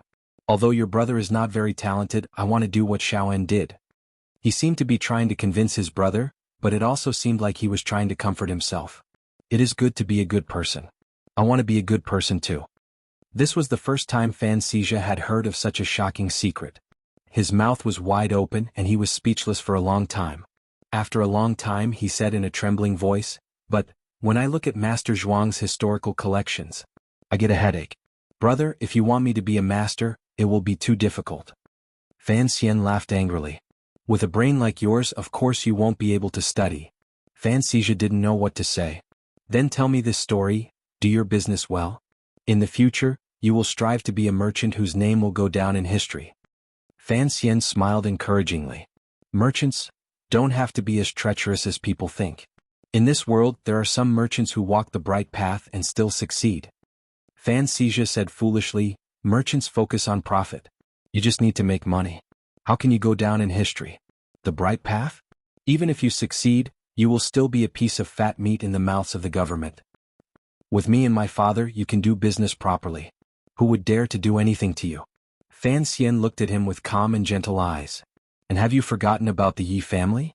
You told me on the Tsang Mountains that the reason you were interested in business since you were young was because when you were little, your father often told you about the Yi family's power and influence. If the mistress of the Yi family hadn't died, not to mention the government, even the big countries in the world wouldn't have dared to do anything to the Yi family." Fan Xizha's eyes lit up, but they immediately dimmed. "The brothel business is very profitable. It's more profitable than anything else." He still felt that in business, what was the point of saving face? Making money was the most important thing. Fan Xian smiled. "I asked Big Yi of Qingyu Hall. He said that in the past, the Yi family did all kinds of business, except for these unorthodox ones. First of all, the mistress of the Yi family's gender determined it. She must have hated this business. Second of all, Big Ye's explanation is that unorthodox. Since there's the word unorthodox, then even if you can make a lot of money, in the end it's not the right way. It's like the green water beside a big river. Although it's deep and endless, it can't be vast and mighty. If you really want to be the best in business, just playing around in these small rivers won't do." For some reason, the more Fan Xian spoke, the more excited he became. Perhaps it had touched the softest part of his heart. He said in a clear voice, "It's not easy to live. Whatever you do, you have to do it to the extreme. Then you can't be satisfied with being an unscrupulous merchant, and you can't be satisfied with being an official merchant or even a royal merchant. The way of business still exists. You have to be a merchant of the world. Not only will you be rich enough to rival a country, but you will also be respected by the people, and your name will be remembered for generations to come."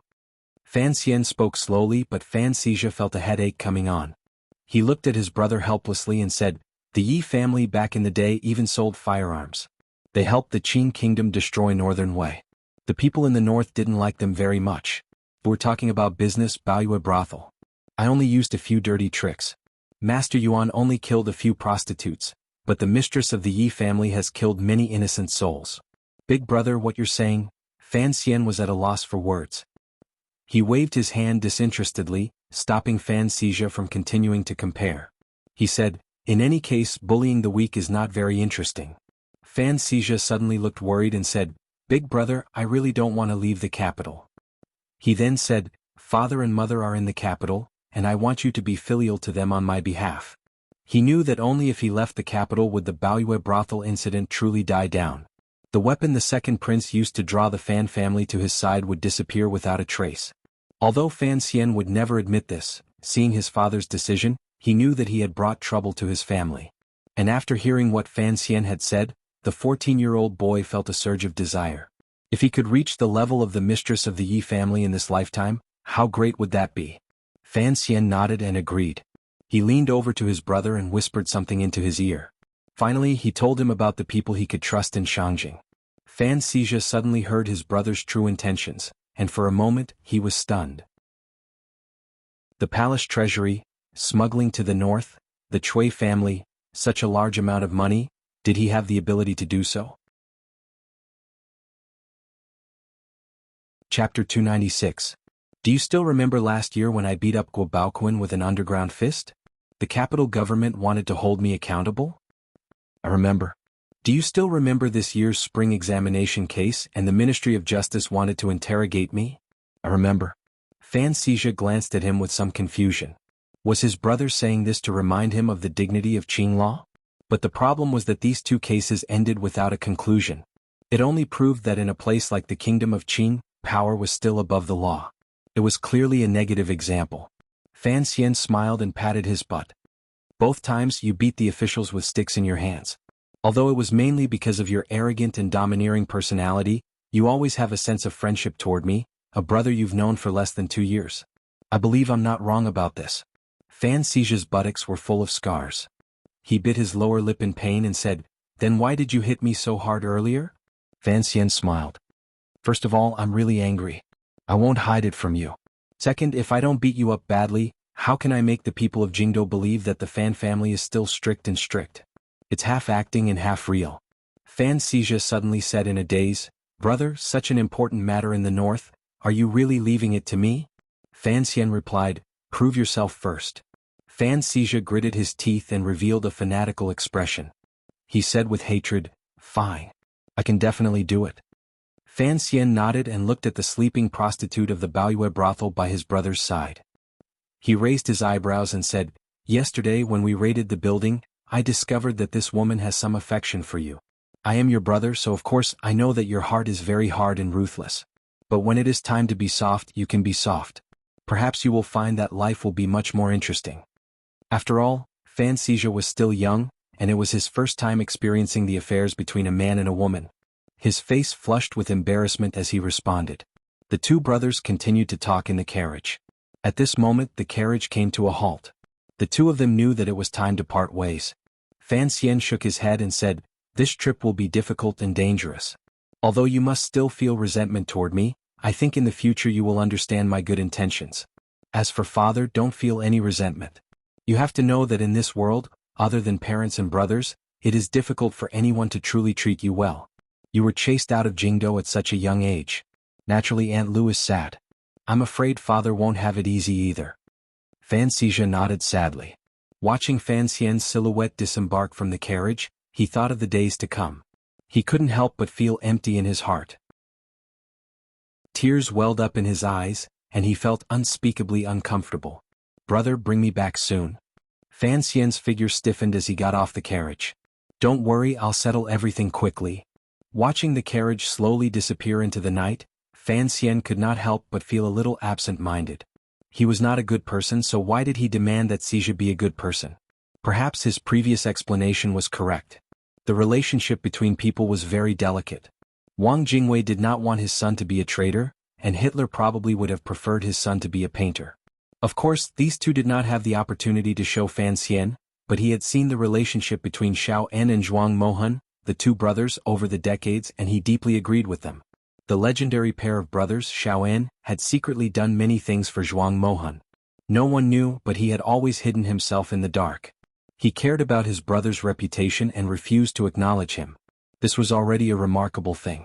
When Zhuang Mohan was in his 70s or 80s, he was almost at the end of his rope. His personal reputation had reached the peak of his life. In order for his brother to escape, he did not hesitate to abandon his lifelong beliefs and come all the way to Qing Kingdom to frame Fan Xian. The price he paid was not as simple as it seemed. He completely abandoned what Zhuang Mohan treasured the most. Coincidentally, before these two influential figures passed away, Fan Xian was by their side. Fan Xian watched the carriage leave and sighed in his heart. He did not know whether or not Xija would bear a grudge against him. He also did not know, in the distant future, if he were to one day sink into the darkness like Shaoan, would Xija be like Zhuang Mohan and risk everything to save him? The night wind blew over the hills outside the capital. Fan Xian shook his head in self-mockery.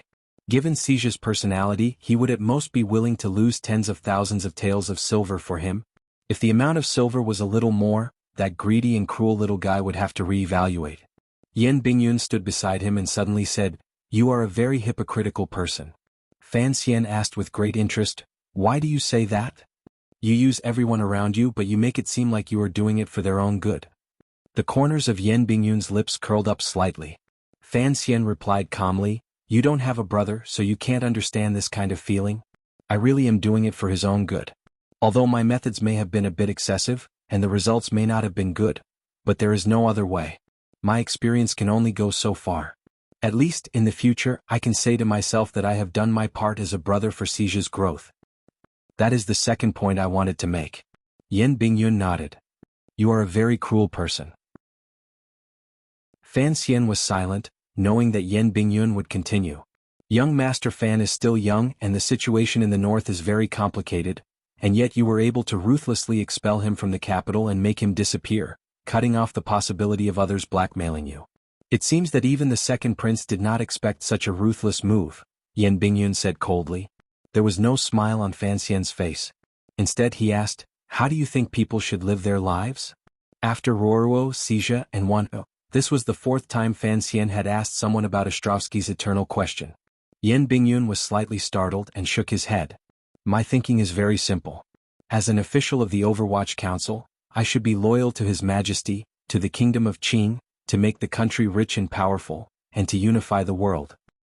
"Unify the world?" Fan Xian said sarcastically. "What is the point of that?"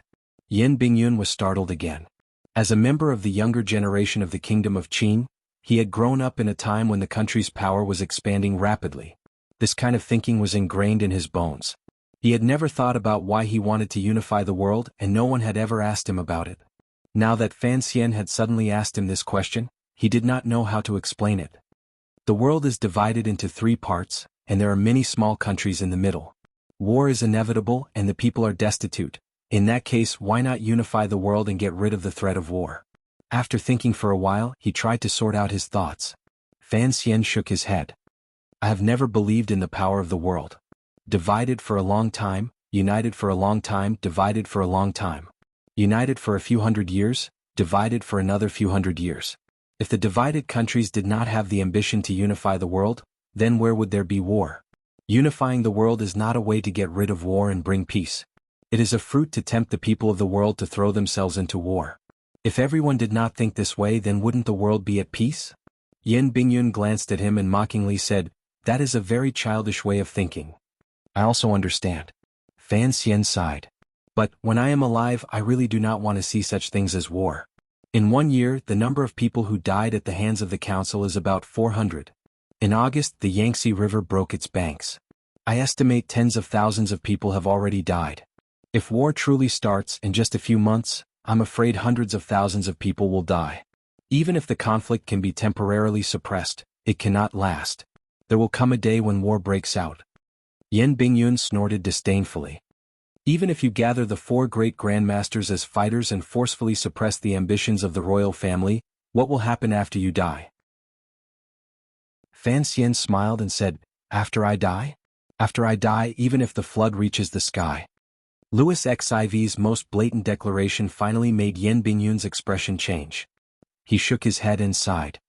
"I thought you were a benevolent person hiding in the darkness. After hearing what you said, only then do I realize that what I said just now was considered polite. Not only are you ruthless, but you are also an extremely selfish person. You misunderstood, didn't you? I told you last time I'm not a saint. Fan Xian suddenly frowned and teased him. But now it looks like, it seems, there is no harm in being a saint. A saint in charge of the Overwatch Council? Yan Bingyun looked at him like he was looking at a ghost. Then how do you plan to spend the rest of your life? Yan Bingyun rarely asked a question like those people in Shangjing in northern Qi. I plan to spend the rest of my life well. Fan Xian said this superfluous sentence. Without waiting for a response, he laughed and said, this time Xia has gone north and I have troubled you and your father. To send a person through the entire Qing kingdom without anyone knowing, other than monitoring the movements of the officials in each county and the Overwatch Council, which controlled the foreign spy network, going easy everywhere or even stealing from within, it was truly impossible to do this. You are my superior, Yan Bingyun replied directly. Fan Xian understood what he was thinking and said, I will report this to the director. He continued, did you know? The last time the diplomatic mission left the capital, the first night they set up camp in this pine forest below us. He rubbed his nose and laughed at himself. At that time, Sea Lily was in the diplomatic mission. Today Xia has been exiled. Although his situation is much worse than mine, I also captured a woman to accompany him. It seems that our journey will not be lonely. Yan Bingyun shook his head with a slight headache. It was difficult for him to get used to Fan Xian's shamelessness, which he only showed to his close subordinates and friends. So he asked, now that there is nothing to worry about, what do you plan to do? Fan Xian laughed bitterly. He is a prince. Do you really think we would dare to kill him? Yan Bingyun coldly said, I don't think there is anything you wouldn't dare to do. Fan Xian's heart jumped and he smiled and said, it looks like you really do understand me. But there is no rush. First, I will ruin Hongqing's reputation. Then I will torture the second prince's men and force the Cui family into a corner. In the end, he quietly said, I will no longer concern myself with the Baoyue brothel. You help Shi Chanli deal with it. As for what to do next, you are in charge. After all, when it comes to scheming, you are far more talented than I am. Chapter 297. The Baoyu brothel was still open for business. Although there were a few well-informed people who knew that the Fan family and the second prince had been fighting over the most popular brothel in the capital, the Fan family had only beaten the Baoyue brothel a little and did not have much of a reaction. The Overwatch Council did not make things difficult for the Baoyu brothel either, so everyone thought the matter was over. In the minds of these officials, this was a very natural outcome. After all, no matter how arrogant Fan Xian was, there was always a lot of taboo in front of a prince. Furthermore, in the eyes of the public, the second master of the Fan family was running the Baoyu brothel. Although it had damaged the reputation of the Fan family, he had earned a lot of money from it. If everyone worked together to suppress this matter, it would be a win-win situation. To the people of the capital who did not know what was going on, they only saw the Overwatch Council raiding the brothel and heard the beating of the wooden planks in Fan Manor. To them, there was something strange about the whole thing. When did the Emperor's secret service begin to manage the brothel? What had happened to the Fan family? Why had the little tyrants of the streets of the capital suddenly disappeared without a trace? But regardless of whether they knew about this matter or not, they all thought that this matter would be the same as the usual conflicts between influential officials in the capital. In the end, because of the invisible but dense network of relationships in the air, it would disappear without a trace. As the saying goes, good for you, good for me, and good for everyone. However, the managers, girls, and shopkeepers of the Baoyu brothel were not as relaxed as outsiders thought. This was because ever since the Overwatch Council raided the brothel, the big boss had not returned to the Baoyu brothel. It was as if he had disappeared. Although there were rumors that the young big boss was under house arrest, no one could rest easy without confirmation. Plus, the second boss had a special status, so he could not watch over the brothel every day. For a while, the Baoyu brothel maintained a calm appearance, but there was an undercurrent that was slowly flowing under the surface. On the other side of the undercurrent, the people of the second prince were also wondering why the Fan family had sent the people involved in the murder of the brothel to the capital government. Ever since Mei Zhili had changed positions, this important yamen had always been under the control of the second prince. The other party must have known that the capital government was within the scope of the second prince's power. If the Fan family was prepared to shed all pretense of cordiality and send the second young master to the authorities for investigation, then why was it that there was only news of the second young master being grounded? There was no sign of the Overwatch Council or the Fan family making a move. The second prince was having a headache over this matter. He had no idea that the Fan family would so decisively expel Fan Xixia from the capital and quietly send him to a foreign country. The Overwatch Council's work was flawless, but there was still a faint worry that prompted the second prince to begin making preparations. But now that things had come to a head, they realized that they had nothing to do with the Baoyu house. They were innocent. Even if they were to guard against Fan Xian's revenge, they did not know what Fan Xian could possibly do to them. So how could they guard against him? No one could grasp Fan Xian's thoughts. No one could guess Sir Yen Jr.'s ability to execute. On this day the wind was gentle and the clouds were light. The yellow leaves were falling, and it was a perfect day for a trip outside the capital. There were still 6 days until the day of the royal family's chrysanthemum viewing. The officials and commoners of the capital had all brought their families to the outskirts of the capital. Since it was still daytime, the Baoyu house was particularly quiet. Because the future was uncertain, and the owner was missing, the usually energetic receptionists were leaning against a pillar. The girls by the lake were forcing themselves to smile, and they were accompanying the old perverts who liked to indulge in daylight. Some unknown insects were hopping around the stone steps of the side corridor, crying out with all their might. They struggled to no avail, waiting for their end to come. The waiters in the building all looked a little uneasy. They picked up the rag and wiped the table. In the past, Fan Xixia had given strict orders that the table had to be tested with a white silk. They had to confirm that there was not a speck of dust on it before it passed. How could it be as easy as it was now? Suddenly someone walked in. This person's eyebrows were very thick, and they looked as if they had been painted on. Although this appearance was not out of the ordinary, it was very easy to remember. So, one of the receptionists who had received him one night immediately recognized him. He froze next to the door of the Baoyu house. His body sprung up, but he did not dare go forward to greet him. It was one of the waiters who looked at the receptionist strangely. He neatly put the gray rag in his hand on the table and sang, "A guest has arrived." The end of his voice was crisp and very pleasant to listen to. The person who came was slightly startled, and a wry smile appeared on his face. It seemed that there was a great deal of difficulty in his heart. He stood in the incomparably wide hall of the Baoyu house for a while. Finally, he could not help but shake his head and say, "Tell Si Qing'er to come see me." This time it was the waiter's turn to be shocked. He thought to himself that this guest was very arrogant. He wanted Si Qing'er to come see him personally, and he even called her by her name. There were many nobles in the capital, but of those who came to the Baoyu house, who did not treat Si Qing'er with respect. The receptionist who knew this person finally came to his senses. He wiped away the cold sweat on his forehead and ran in front of the person.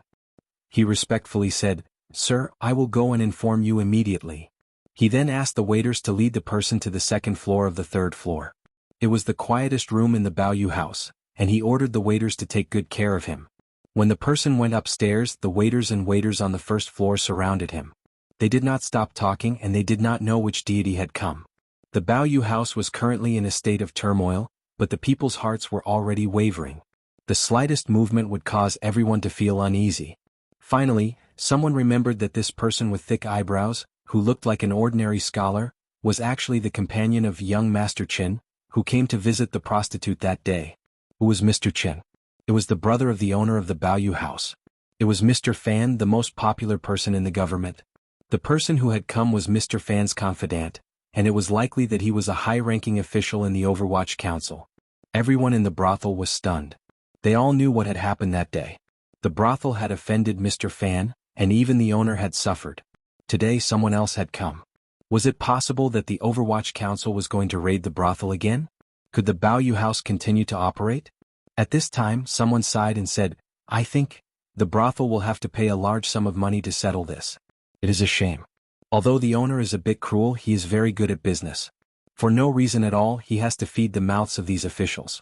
No matter how good the business is, it will be ruined." Bah! Someone could not bear to see him pretend to be the great priest of the Qing temple. He laughed and said, "You idiot! The owner of the Baoyu house is Mr. Fan's brother. If the Overwatch Council wanted to collect money, it would not come to us. Do you think the two of them are going to collect money from each other? There's even an old minister overseeing them." The man's face was cut and he mumbled, "Then what is this person doing here with Commissioner Fan?" It was Shi Chanli. Fan Xian was having a good time and Shi Chanli was a scholar. He had been chased to a brothel by his teacher, so it was only natural that he was in a bad mood. Si Qing'er's eyes flashed and she respectfully offered him tea. She knew that although the man in front of her was not an official, he was a trusted aide of Commissioner Fan. The owner had been missing for the past few days, and now that he had suddenly appeared, she had no idea what he was here for. She paused and then gently asked, "Mr. Shi, what brings you here today?" Shi Chanli hesitated for a moment. Si Qing'er was someone that the third prince had picked out. She didn't have much of a relationship with the Fan family, so when she saw him hesitate, she misunderstood his intentions. She covered her lips and smiled. "We are all family now. Does Mr. Shi still want to raid our building?" When she said the word raid, her tongue curled. It was a strange sound. Shi Chanli's eyebrows furrowed, and he did not like this woman's flippancy. His face darkened and he pulled out a document. In a low voice he said, "Today I am not here to raid the brothel. I am here to take over." Take over? Si Qing'er froze. She picked up the thin document from the table and quickly scanned it. Her face changed, and when she saw the red fingerprints at the bottom, she bit her lip. After a moment of silence, she finally digested the shock in her heart. She opened her eyes wide and asked, "The owner has given you all of the brothel's shares?" Her voice was filled with shock and disbelief. 70% of the Baoyu brothel shares were worth a lot of money. How could it be so easily transferred? Si Qing'er knew that this matter was not as simple as it seemed. She frowned and said, "Mr. Shi, this is too big a deal. I cannot accept it." Shi Chanli gave a wry smile and said, "I do not need you to accept it. From today onwards I am the owner of the Baoyu brothel. I am only here to inform you." Si Qing'er gritted her teeth and said, "Mr. Shi, if I may ask, where is the owner? This is such a big deal and I have to talk to him face to face." Shi Chanli was good at writing, and the document he had drafted a few nights ago was clean and simple. He did not expect that in the end, he would be forced by Fan Xian to become the owner of the brothel. He was already uncomfortable with the situation, and he felt as if he had been caught in a trap of his own making. Hearing the question being asked, he coldly said, "Is this transfer document fake? Don't waste my time. The people who will be checking the accounts will be here soon. Don't even think about it." Si Qing'er sensed that the Fan family was preparing to leave the Baoyu brothel and use the scholar in front of her as a cover. But her rank was not high enough, and she did not know much about what was going on. Master Yuan had suddenly disappeared, and so she said, "Since the Baoyu brothel is going to be owned by Shi Chanli, I am just trying to make a living. How could I dare to argue with you?" Her heart had calmed down and she smiled and said, "But this brothel still has 30% of its shares in the hands of that young man. I'm sure you know this, Mr. Shi."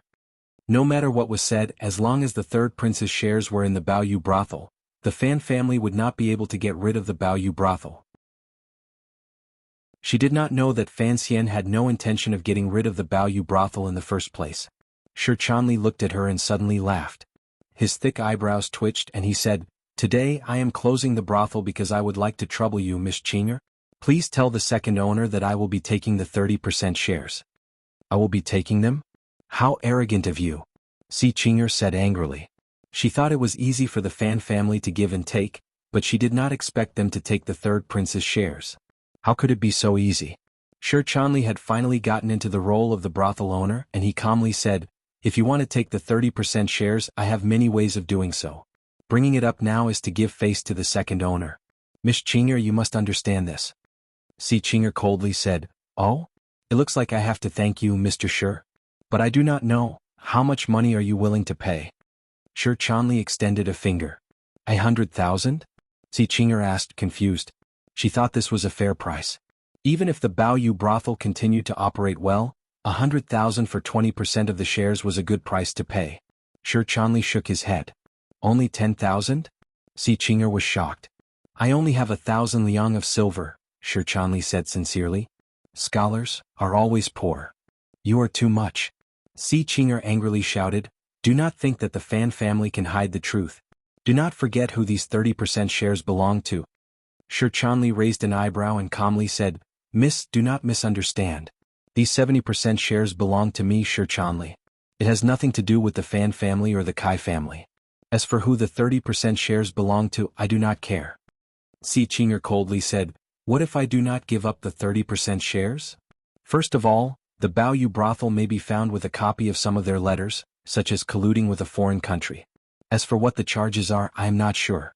Shi Chanli smiled and said, "Second, the Baori brothel will soon appear in the capital. Since I own 70% of the shares, I can chase away all of the workers, customers and girls. Then the Bowery brothel will hire them again. Miss Chinger, think about it. The Bowery brothel, which has not yet existed, can take down the Bowery brothel in a short period of time? Si Chinger looked determined and she refused to back down. She said, I do not believe the first point. Would the Fan family, no Mr. Sure, be willing to see the Bowery brothel collapse? Would they use 70% of the shares to take us down with them? She looked proud and said, the second point is even more impossible. When the owner chose the location, he was very particular about it. Plus, these girls have signed a death contract with us. How could they just leave? Sher Chanli shook his head and sighed. Miss Chinger, it looks like you still do not understand the situation. You have to understand that I am the owner of the Bowery brothel. What death contract or living contract? Si Chinger's face changed. Sher Chanli stood up and pushed open the window. He smiled and said, as for the location of the Bowery brothel, I will not hide it from you. It is to the side of the Bowery brothel and it is also near Thin Lake. The reason why I came back after a few days was because 2 days ago, I was busy collecting the title deed for the land. Si Chinger was speechless. Sher Chanli was now completely immersed in his role as a ruthless businessman. He waved his hand to catch the wind from Thin Lake and continued to say, as for taking me down with you, if you do not want to back out, then I will take you down with me. 70% of the Bowery brothel shares may be worth a lot of money, but I do not care for it. After he said this, he laughed at himself. When did he begin to wash away his status as a scholar? Instead, he began to indulge in a life of bullying others? He was indeed threatening Si Chinger, but this kind of threat was easy to make. It seemed simple, but it was difficult for her, or rather, the third prince, to respond.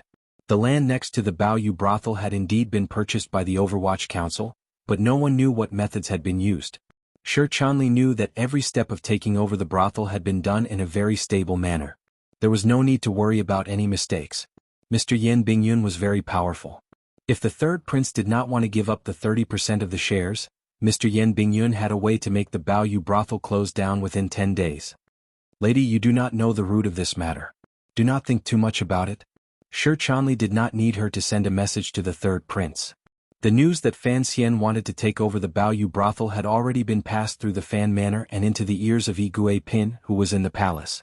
Now the third prince was forced to copy books by Yi Gui Pin every day.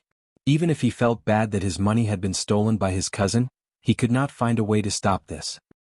He looked at Si Chinger's confused face, and the gentle nature of a scholar came into play. He smiled and said, I am a very easy person to talk to. In the future, if you continue to work in the brothel and do your best, I will not mistreat you. Who knew that Si Chinger was such a stubborn person? She always wanted to be responsible for the second owner? Although the second owner was only a young child, she thought of the child's identity and thought the whole thing was ridiculous. In the capital, it was common for people to steal property, but how could someone dare to steal property from a prince? If the second owner sends a message, I will agree. She gritted her teeth and said, but the money in the account, you and I have to make sure to settle it properly. It cannot be messed up.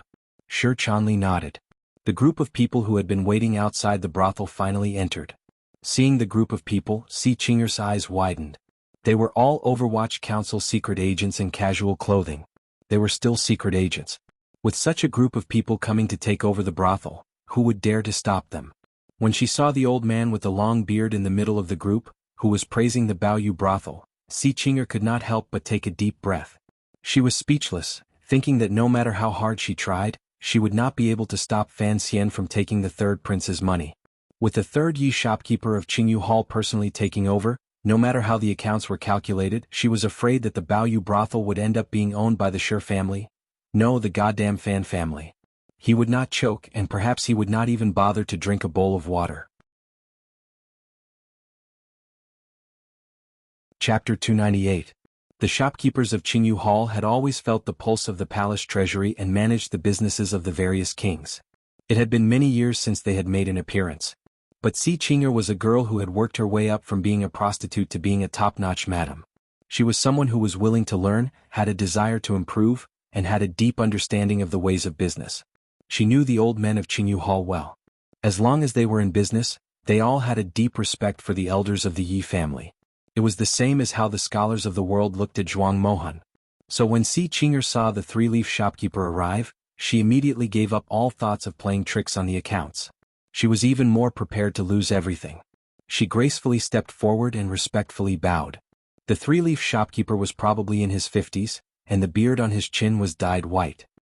He looked at Si Chinger's beautiful face and nodded his head in appreciation. Sher Chanli was frozen to the side, wondering why Master Xian had sent such an old pervert. The three-leaf sighed and said, "This lady? You must be the owner of this building. I look at the location of the building, the lighting, and the decorations. They are all the work of a genius. I'm truly impressed. If you are willing to continue to stay in the building, I will return to Commissioner Fan. There is no need for my old bones to meddle." Si Chinger looked embarrassed and said, "You are too kind. Everything in this building is the work of the owner. It has nothing to do with me." The third Yi shopkeeper had a look of pity on his face.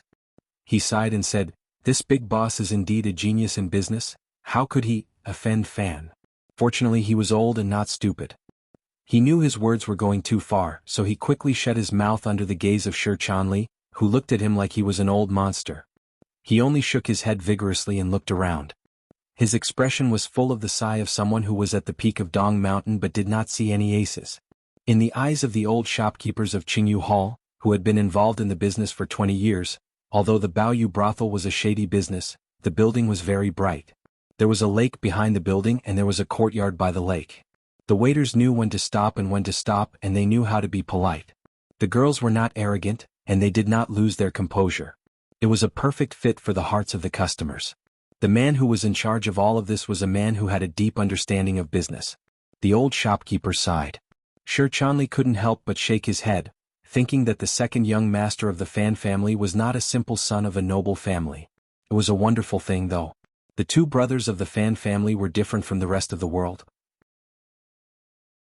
There had been no news from the palace, so Si Chinger did not dare make a decision about the third prince's money.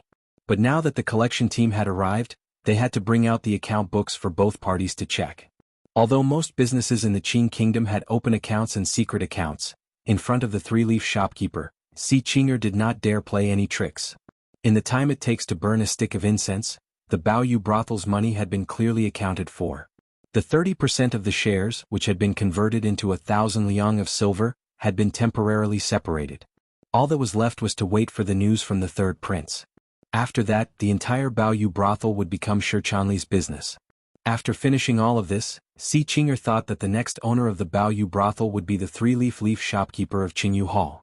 She did not expect the old shopkeeper to leave in a carriage, which surprised Si Chinger.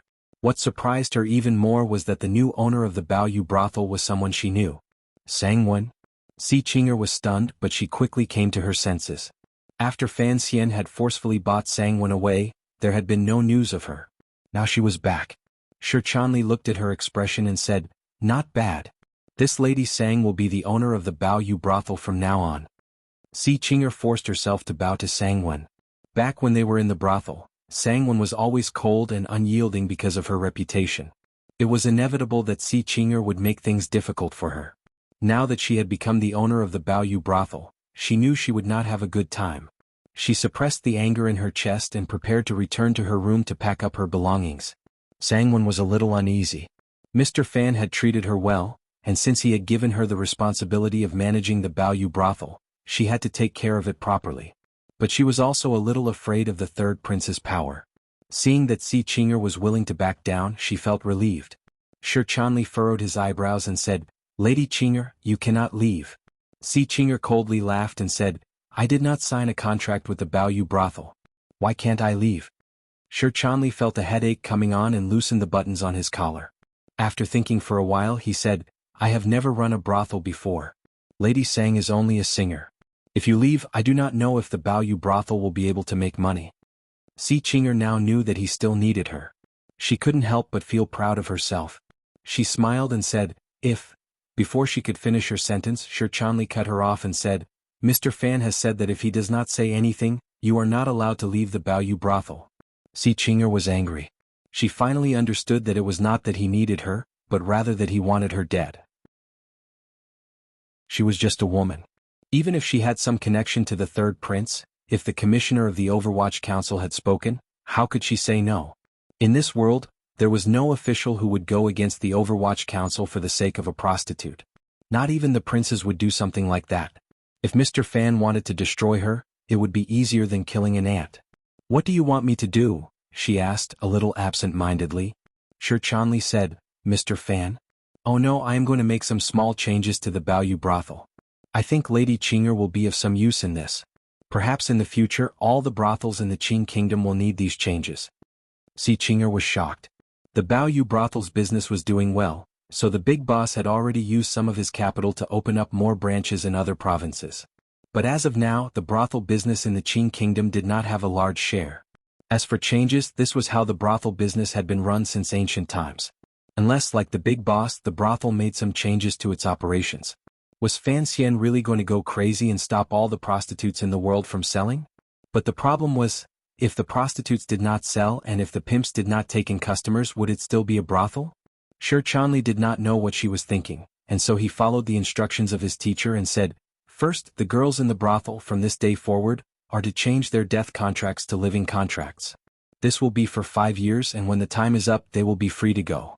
Second, the Baoyu brothel must have a doctor to ensure that the girls are healthy, and only then can they receive customers.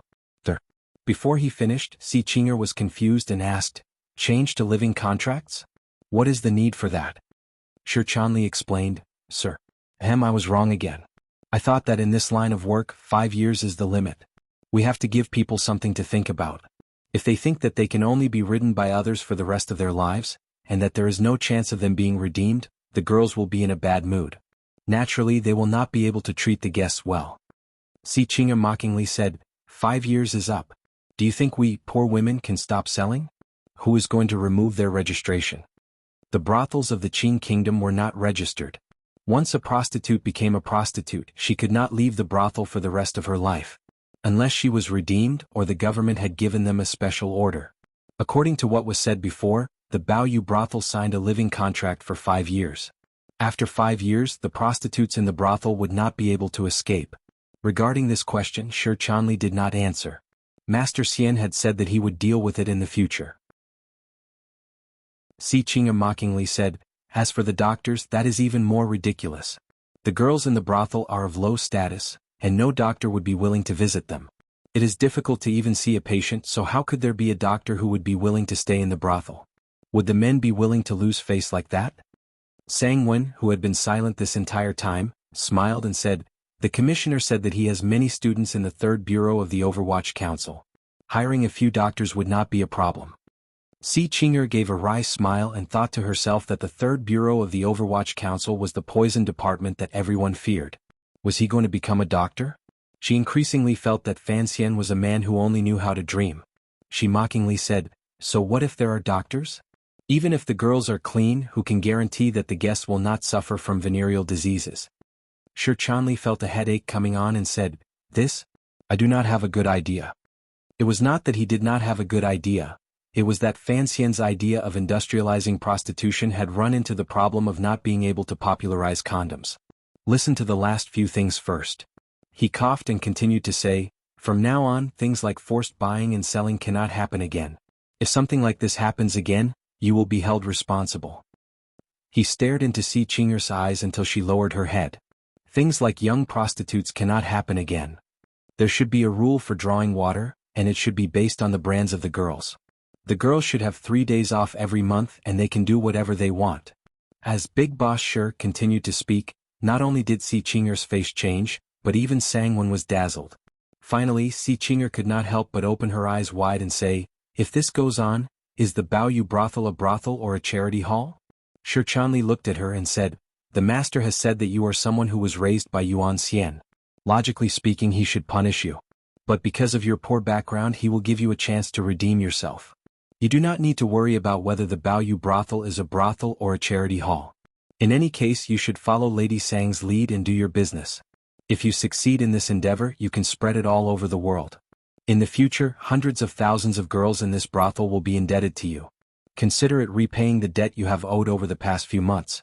At this point, Shi Chanli finally brought up Fan Xian's name without hesitation. Si Qinger was silent, and no one knew what she was thinking. Her face was full of fear. In fact, Shi Chanli's heart was full of fear. Although the Baoyu brothel would be monitored by Sang Wen, who had already joined the 1st Bureau of the Overwatch Council, He was a scholar and a student of Fan Xian. Would he never be able to become an official? Would he only be able to stay in a brothel and be the owner of a brothel? He looked at Sangwon and found that this woman, who had been a singer, was calm and steady. It did not seem as if she was troubled by this. A few days later, there was an autumn rain midway, and it was mournful and rustling, forcefully turning the clear autumn air into a cold rainy night. The Baoyu brothel had been taken over by Fan Xian, and the second prince had already sensed an ominous omen. He had begun to make arrangements. Fan Xian, on the other hand, appeared to be rather relaxed. These few days he did not go to the first bureau, nor did he go to Xinfeng restaurant to eat buns. Instead, he went to the Imperial College and with a group of young teachers, he organized the carriage of books he had brought back from northern Qi. The autumn wind blew, and the water droplets that had been hanging on the clouds for a while finally fell. They were so sparse that it was irritating. From Dambo bookstore, Fan Xian walked north for a while, and then he arrived at the gate of the Imperial College. A large area here was managed by the Imperial College and the Tunguen Pavilion. The government offices that had been set up in the first year of the Qing calendar had long been dismantled. Fan Xian raised his black umbrella and walked among the students of the Imperial College. Occasionally he would nod and greet the students who respectfully greeted him. Although his status was different from before, the emperor had not removed him from his fifth-level official position. Furthermore, he had given verbal orders for him to come to the Imperial College when he had time. Although he did not like being a teacher and had never come to class, he used his official position to come to the Imperial College to read books and hide from the wind and rain outside. He was very willing to do so. The first day he came to the Imperial College, the students could not help but be surprised. It had been almost a year since Sir Fan Jr. had come to the Imperial College. When the students thought of this young man who now held a position in the Overwatch Council, they could not help but feel a sense of conflict and fear. They were not as enthusiastic as they had been a year ago. It was not until a few hours later that they realized Sir Fan Jr. was as easy to get along with as he had been in the past that they became lively again. Arriving outside the study that the Imperial College had left for him, Fan Xian put away his umbrella and looked at the gloomy weather outside. He could not help but frown and push open the door to enter. Inside the room, a few of the Imperial College's teachers were organizing the books that Zhuang Mohan had given them. For the kingdom of Qing, the books in this carriage had a very beautiful symbolic meaning. The emperor greatly valued them, so the Imperial College did not dare to be negligent. The work of copying and maintaining the books was being carried out in an orderly manner. Seeing Sir Fan enter, the teachers hurriedly stood up and bowed. Fan Xian smiled and returned the greeting. The people in front of him were all mediocre and unaccomplished people. Because it was difficult for him to repair Zhuang Mohan's books by himself, he had forcibly taken them from the Imperial College. They had gotten along quite well over the past few days. The black cloth umbrella was placed in a corner, and water began to seep through the floor. There was a dark stove in the room, and as the two warmed, Fan Xian suddenly felt the humidity in the room increase. Feeling a little uncomfortable, he loosened his collar and said, "It's not good to be too wet. The weather is not cold yet. Sir, let us endure it for a while. How about we put out the stove?" One of the teachers explained, "Books need a certain temperature to be stored. It's not good to be too cold." Fan Xian knew this and said, "It's not winter yet. It should be fine to leave these books in the room. It's not good to be too damp either." Everyone agreed and began to bury their heads in their work. The Imperial College had inherited the style of the Kingdom of Qing's court. It paid attention to practical matters and was not easy to talk about. It was very different from northern Qi. Fan Xian sat back down at his table, but before he had time to start working, he was asked to leave. Someone wanted to see him.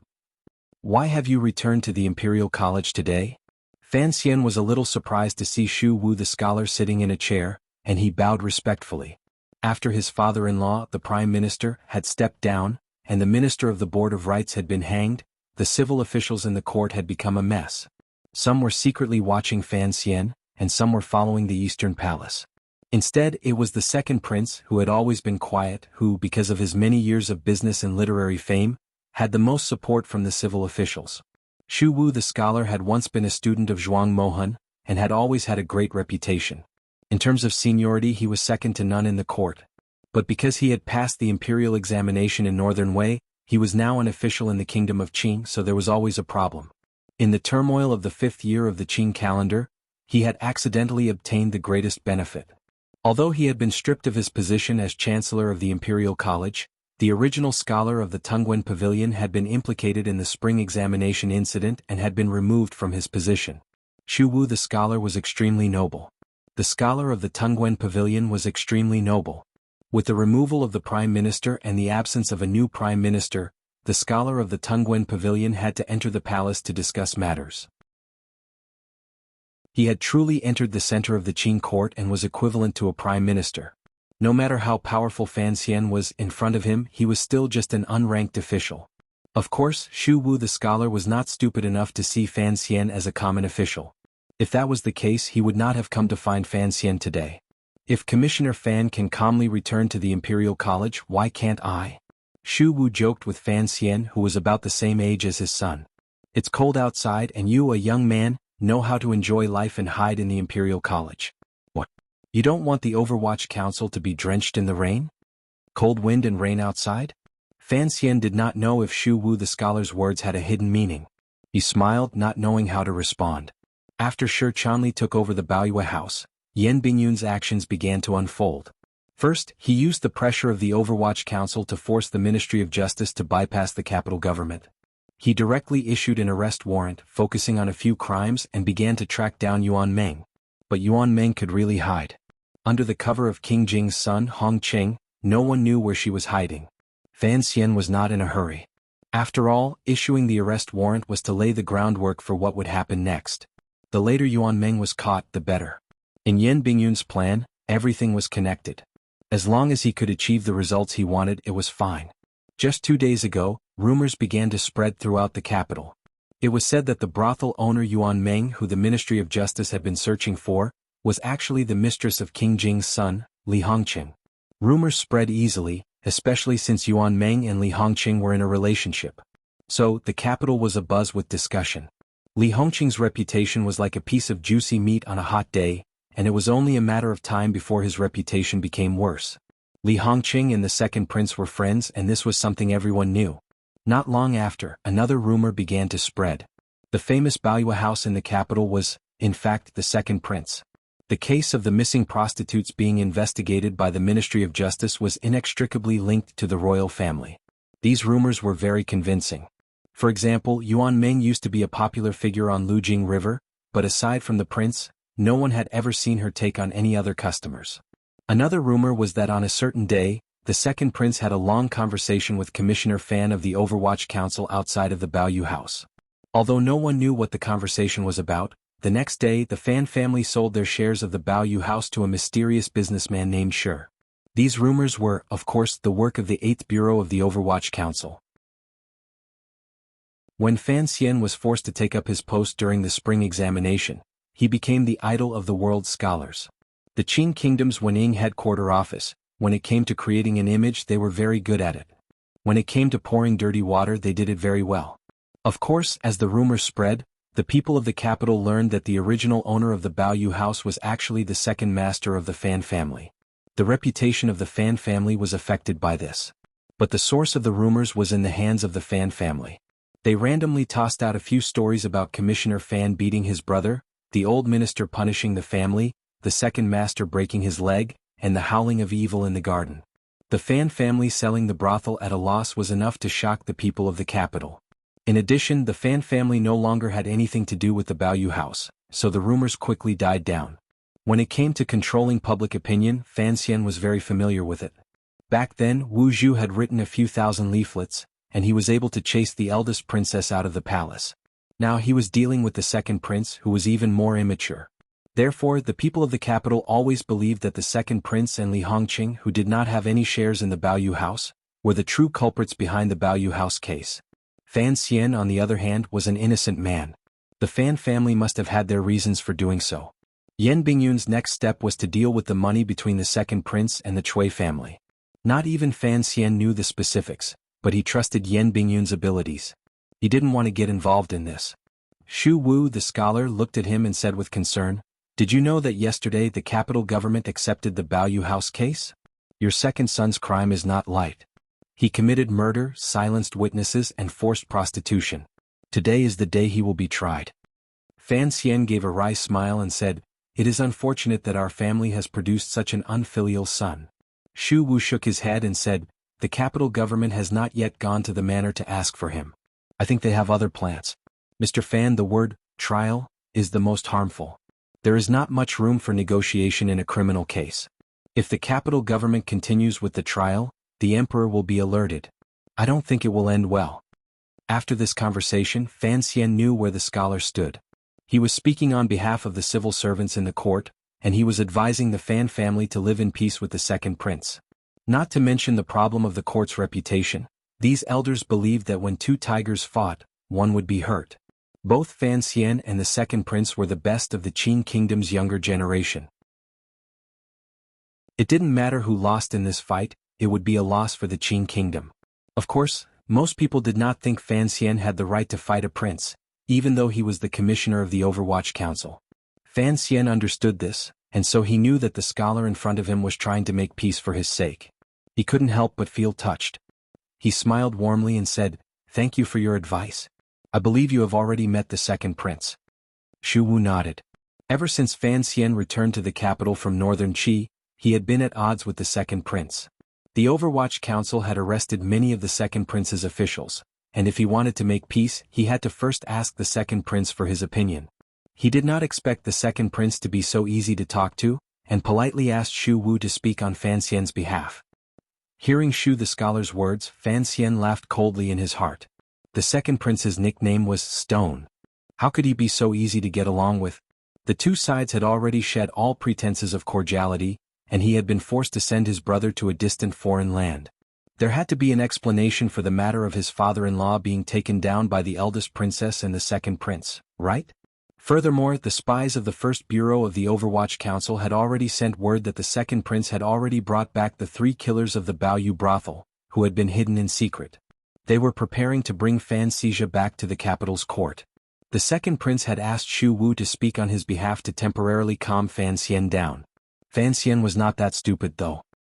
He respectfully offered tea to Shu Wu and said, "This has nothing to do with the council, and it has nothing to do with me. I have been guarding the Imperial College these past few days because I was afraid someone might misunderstand." Shu Wu could not help but smile wryly. The wrinkles on his face were full of pity and he said, "Why fight with him? Even if we win this time, so what? No matter how many times we win, it cannot compare to the happiness of the emperor." Fan Xian's heart jumped, and he knew that these words were true. He felt even more grateful to the old scholar in front of him. Although he had other thoughts in his heart, he still responded warmly, "Since you have spoken, then I have nothing else to say. As long as the capital government leaves the Fan family some face, the Ministry of Justice case will not be investigated too deeply." In the eyes of an old official like Shu Wu, Fan Xian's reply seemed a bit rash. In the officialdom, there was always a need to conceal one's dignity. How could there be such a clear and unmistakable reason to talk about such illegal matters in front of the Prime Minister? But he also knew that Fan Xian's personality was like this. He smiled in satisfaction and did not say anything. He only watched the rain outside the window of the Imperial College. 3 li from the Jingdo government office by the side of the Imperial Mountain Road, the autumn rain was falling heavily. The case of the missing prostitutes in the Baoyu brothel had already been investigated. Although the bodies had not yet been found, the capital government had already found the 3 murderers involved in the murder. If the 3 men who killed the prostitutes were arrested and brought to justice, then they would be able to claim that the second master of the Fan family was the mastermind behind the incident. This would be a huge blow to the Fan family, and it would also clear the second prince's name. So these 3 men were important figures. The second prince's people still did not understand why the Fan family had sent these 3 men to the capital government after carrying out the family's punishment. Did this not give them something to use against them? But it was not until the Fan family sold the Baoyu brothel and began to investigate Yuan Meng and point their finger at Li Hongqing that the second prince realized that Fan Xian was using these 3 men to make him feel better. He thought he had chosen peace and so his reaction was delayed for a few days. But the second prince still felt that Fan Xian was being unwise. As long as these 3 men were in his hands, where could the fat, pockmarked man of the Fan family run to? Now the second prince was truly angry.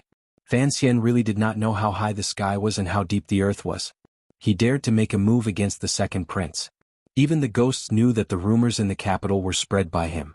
At this time, although Crown Prince Hongqing was also very depressed, he could not go to the Fan Manor to fight Fan Xian.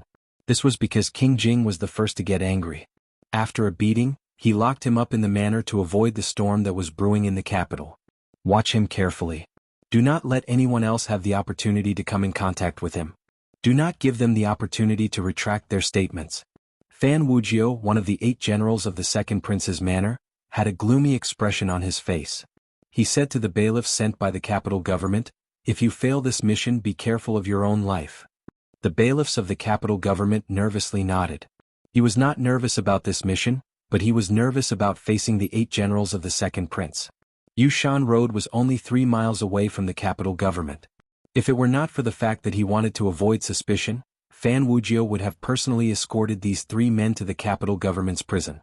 The carriage began to move, and in the dark autumn rain, Fan Wujiu watched from afar. The carriage traveled in the rain as usual. There were not many people on the street, and only a few passers-by with umbrellas in their hands walked by. At this time the passers-by began to move. They flipped their umbrellas and pulled out sharp, black-stained weapons. Calmly they stabbed into the carriage. Fan Wujiu was shocked and rushed in that direction. But he was still some distance away from the carriage. Seeing the speed at which these people were moving, he knew he would not be able to save them in time. The sharp needles were as sharp as tofu. They pierced into the walls of the carriage and killed the 3 people inside.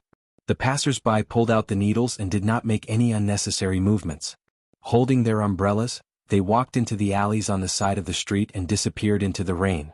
Fresh blood flowed from the carriage. Fan Wujiu rushed over with a cold face. He pulled open the curtain and his face changed. The wounds all showed how professional the person who did it was. It was only a simple stab and they were already dead. Fan Wujiu could not help but take a deep breath. He began to worry for the Second Prince.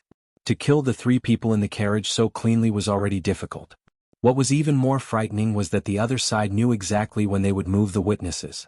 It seemed that the Overwatch Council had hidden many spies in the Second Prince's camp, which was why they were able to control the timing and location of the attack so well. This assassination was so perfectly planned that it looked so natural and simple. It was like eating a meal and it was not very thrilling. Only an expert like Fan Wujiu could find a soul-stirring feeling in such a plain killing situation.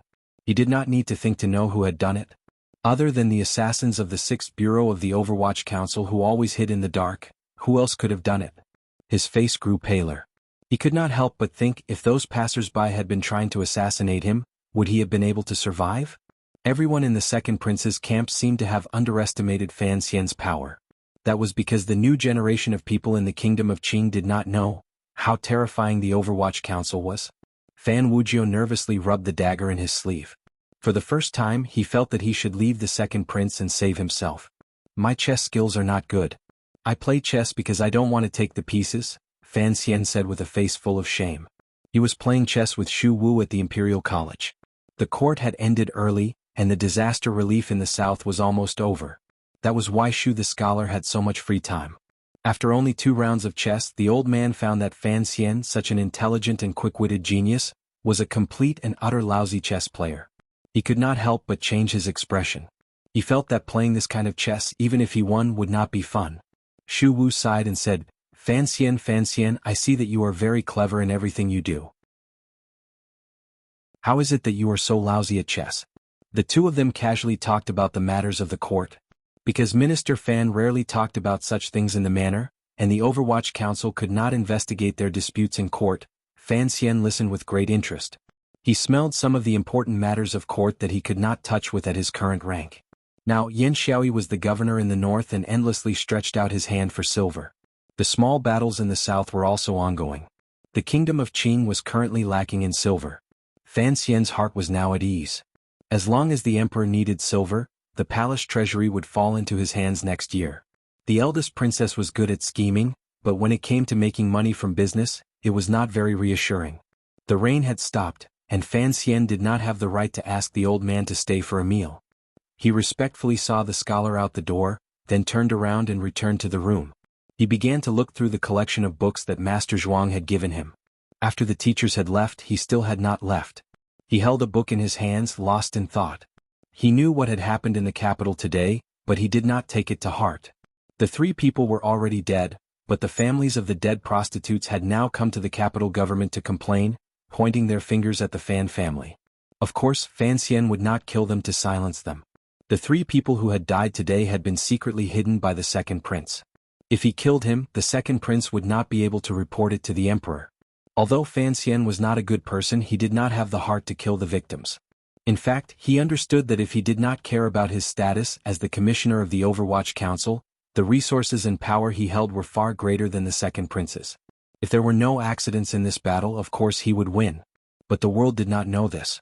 The only thing that Fan Xian cared about was the attitude of the emperor in the palace. If the emperor felt that these little bastards playing around was nothing, then Fan Xian could continue to play. He actually had a good grasp of the emperor's thoughts. The second prince was just a whetstone. Although he was used to sharpen the crown prince, he was also used to sharpen the future Overwatch Council Director Fan Jr. Looking at Director Fan Jr.'s methods and thoughts, it seemed like a good choice. Of course, if Fan Xian really did go too far, the palace would only need to issue an edict to settle the matter. He was not worried that the emperor would hurt him because of this matter. On the contrary, he would laugh at himself and think, everyone is a bastard. You, the emperor, can't kiss one egg and kiss another. The rain in Jingdo stopped. He quietly avoided everyone's gaze and left the Imperial College. In a clothing store, he took off his outer garment, revealing the pure work clothes underneath. He then took a normal outer garment from the hands of the lowly shopkeeper and put it on. Only then did he flip over his rain hat to hide his face and disappear into the streets of Jingdo. The rain had already stopped. The leaden clouds in the sky seemed to have been melted by the sun.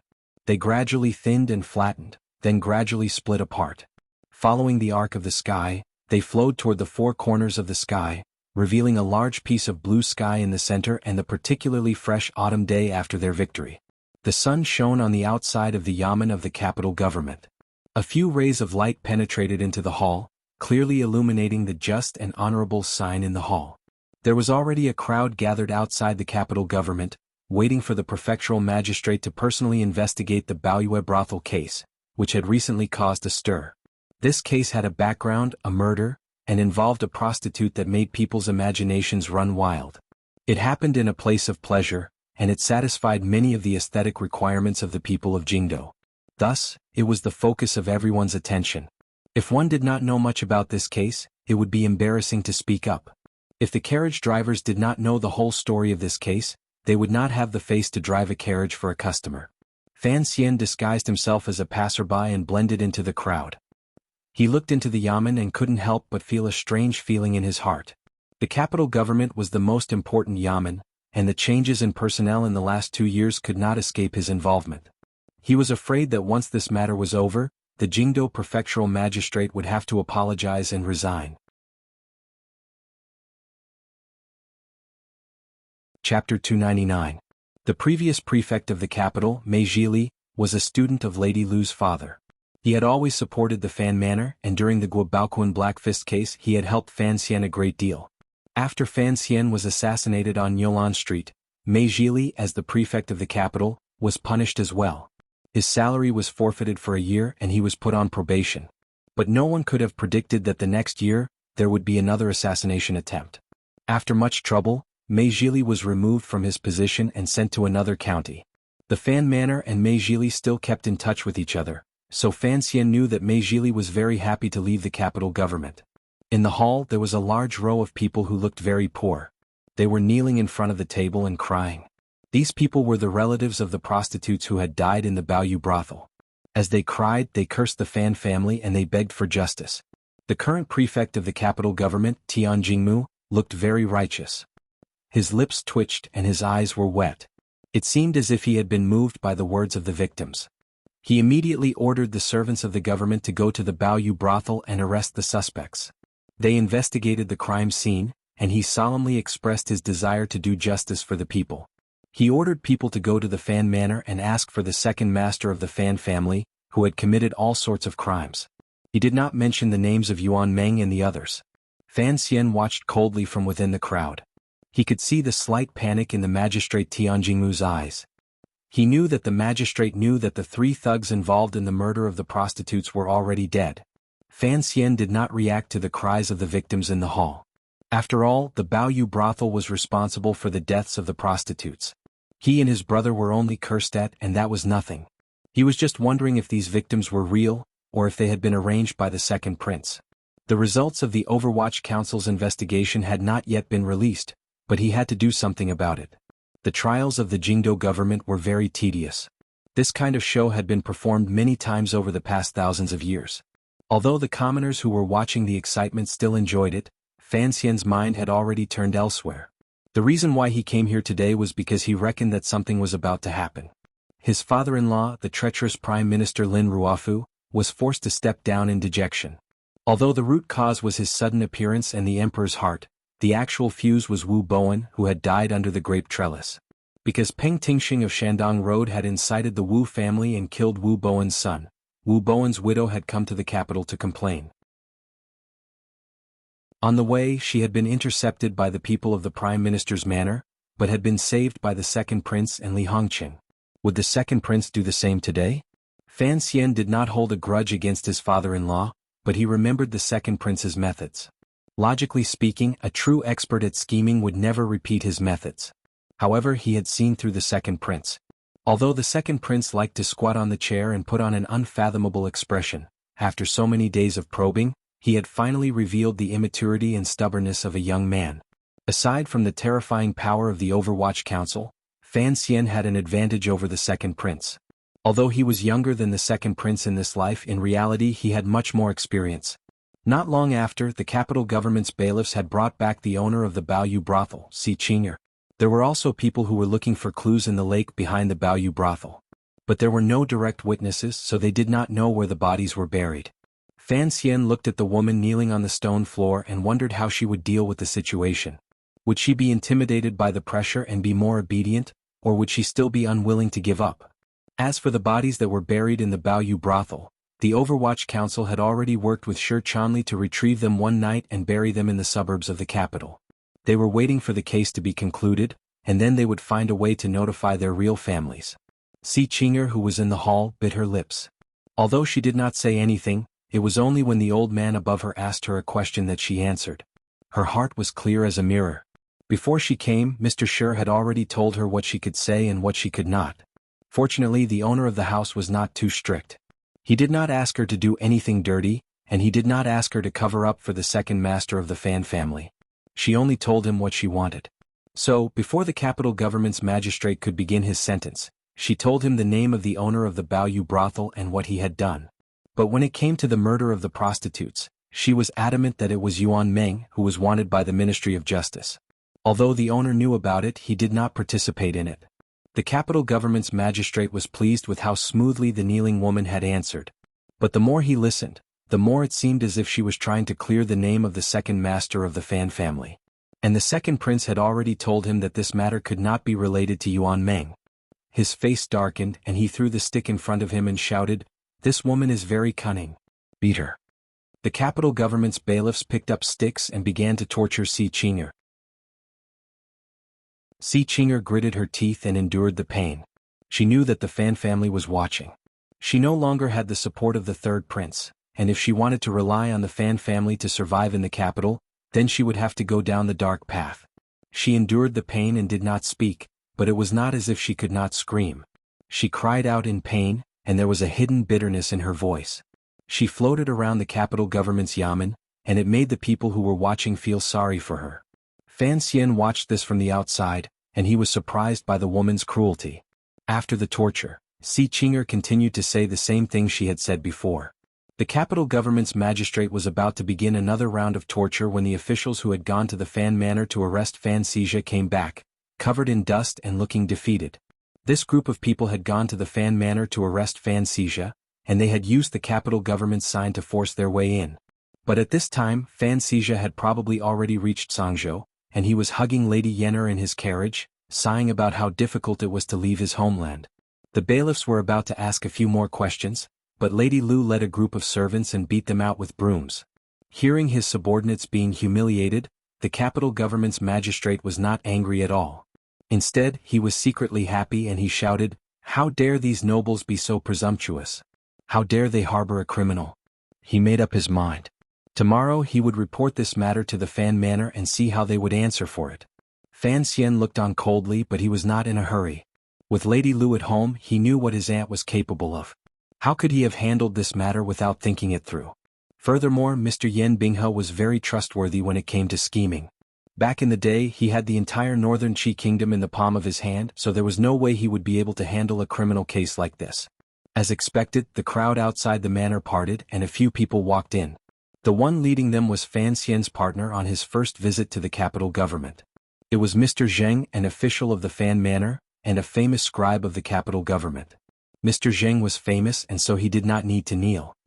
He simply bowed to the magistrate and said, "Sir, what you say is absurd. Everyone in the capital knows that the Fan Manor has always been strict and fair. There is no such thing as harboring a criminal. As for what the second young master has done, you will have to investigate it in detail. The Fan Manor will not be biased." The magistrate of the capital government, Tian Jingmu, knew that the official in front of him was a famous scribe in the capital, and the lawyer next to him, Song Shuren, was even more famous for being a troublesome litigator. For the Fan family to put on such a show, they must be prepared to go the open route. His face darkened and he shouted, "If you are not biased, then why don't you bring the criminal in?" In the cold autumn weather, Song Shuren waved his fan and laughed. Capturing criminals is the business of the capital government. Since when did it become someone else's business? Tian Jingmu laughed coldly.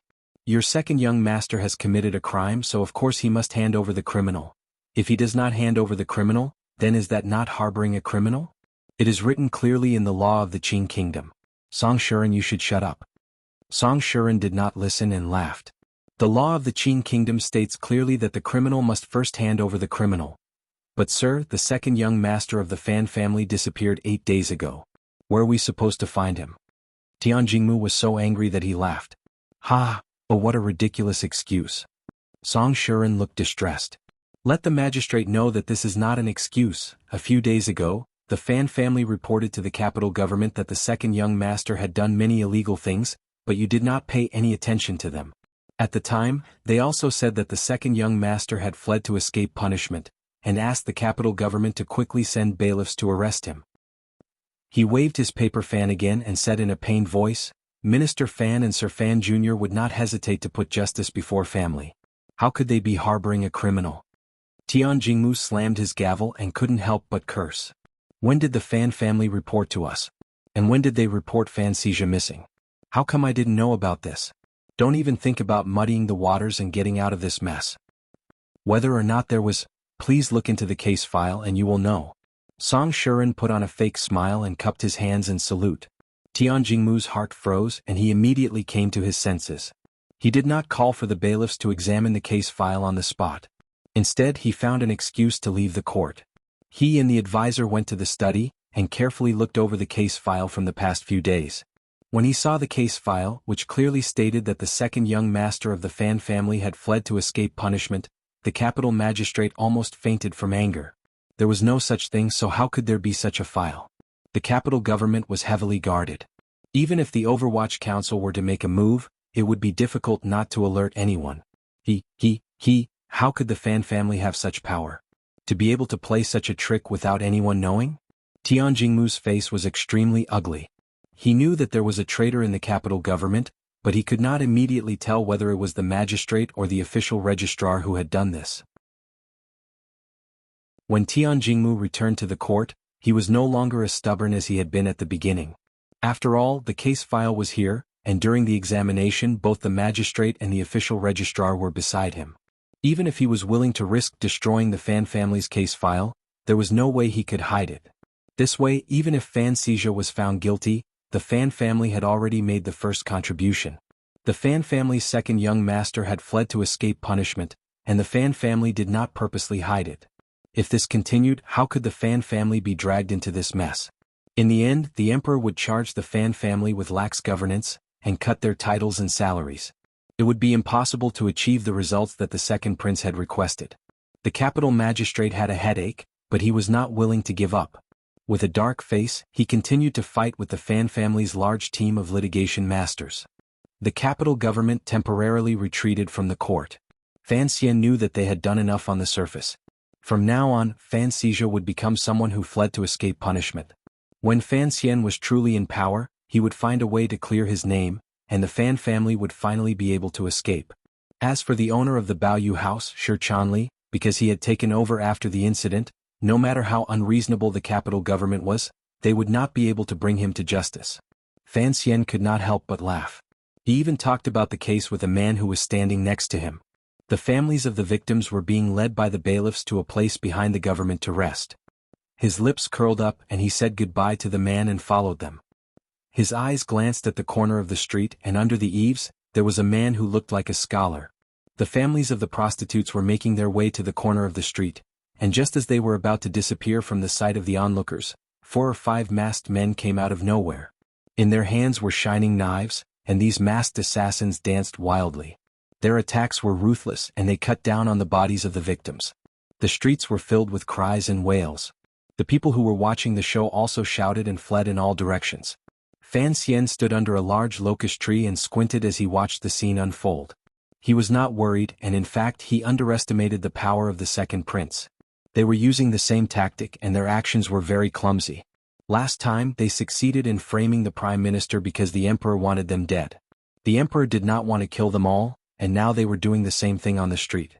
Were they not afraid that the emperor would laugh at them for being so simplistic?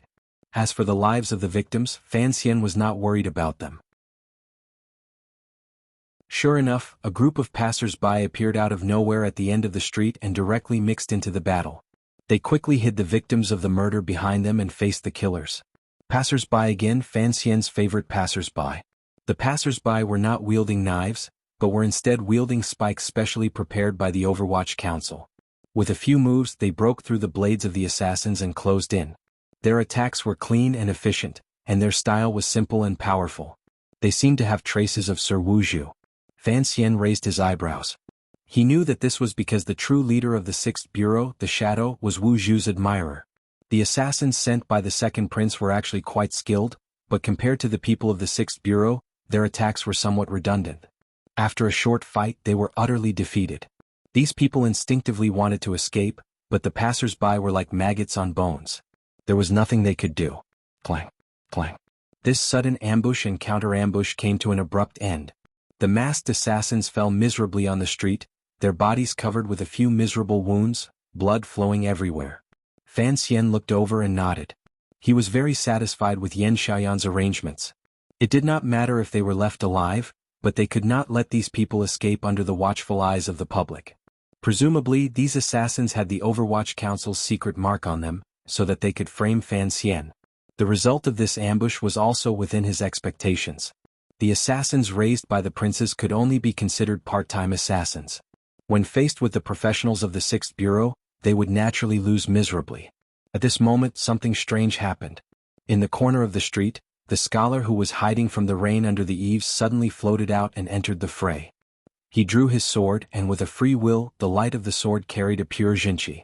The jinqi on the sword was pure and violent, and it caused the puddles on the street to rise into the air.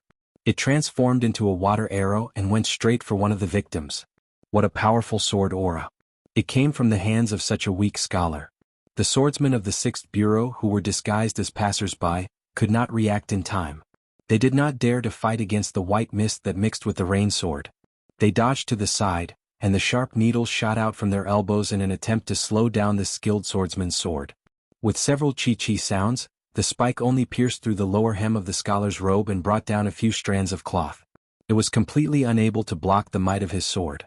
With a piu sound, the unadorned sword had already pierced into the body of one of the victims.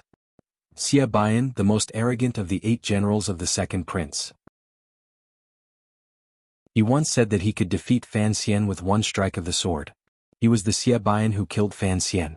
Fan Xian recognized the scholar who was hiding from the rain under the eaves at first glance. But he did not expect that, with his status and power, he would be so shameless as to attack the victim's family. Everything was set in stone. Even if Xia Baiyan killed the victim's family, so what? Fan Xian thought Xia Baiyan was only here to monitor the situation. He did not expect Xia Baiyan to throw away his pride and attack. So, his reaction was a little slow. The moment Xia Baiyan drew his sword, he knew that since the 6th Bureau was there, his plan to frame him had failed. Although he was arrogant, he didn't have the confidence that he could kill all the swordsmen of the 6th Bureau in broad daylight on the streets of Jingdo. They lived in the shadows all year round. However, he still had to draw his sword because he couldn't accept it. He watched helplessly as his subordinates were stabbed by those passers-by, while the victims he wanted to kill, although terrified, were unharmed. This kind of complete failure made him angry, so he chose to draw his sword irrationally and violently. Killing the victim's family was a good thing. At least it could save the second prince some face in his fight against Fan Xian. Plus, if even one of these prostitutes' family died, Fan Xian would have to spend a lot of time and energy explaining what had happened. His right hand, which was holding the hilt of his sword, felt a familiar vibration. He knew that the tip of his sword had once again pierced into a stranger's body. He was going to take away another innocent soul. He was satisfied and he laughed arrogantly. He pulled his sword back and watched the victim's chest bleed. And then, his smile immediately froze. Xie Bian was confident that his sword would not miss, and it did indeed pierce into the victim's body. The only strange thing was that the tip of the sword was a few inches away from the middle of the body. It was this distance that prevented his sword from killing the victim. And he had already lost his second chance to draw his sword. The victim in front of him was like a kite. He was miserably slanted, but he quickly flew to the right. He did not know what kind of power could pull a person in a direction that defied the laws of physics. Xie Bian unconsciously twisted his wrist and brought his sword up in front of his chest. He suddenly turned his head, but he only had time to see Fan Xian, who had just rushed over, retract his foot. Fan Xian. As a brilliant swordsman, he immediately sensed his opponent's aura. Amidst his sharp cry, he gathered all the power in his sword and pierced straight and unstoppable toward Fan Xian's face. At that moment, the passers-by of the 6th Bureau knew that Fan Xian had arrived. They protected the victim, who was still in shock, and retreated to a safe place. Fan Xian's kick had saved the victim's life, and he had no time to pull out his dagger. He looked at the cold light coming towards him and he felt the cold air of the sword. He felt as if his eyelashes were going to fall off. Xie Bian raised his hand. Chi, chi, chi, 3 consecutive sounds rang out. 3 crossbow bolts were dipped in anti-airus poison. They flew against the wind of the sword and quickly flew towards Xie Bian's face. The tip of the sword was pointed at Xie Bian's face, and the crossbow bolts were also aimed at his face. The two of them clearly had no interest in competing in the thickest of skin. Fan Xian was silent and he coldly twisted his body.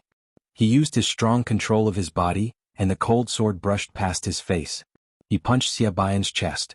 The punch was full of jinqi and it broke through the air like thunder. If it hit, Xie Bian's organs would be crushed.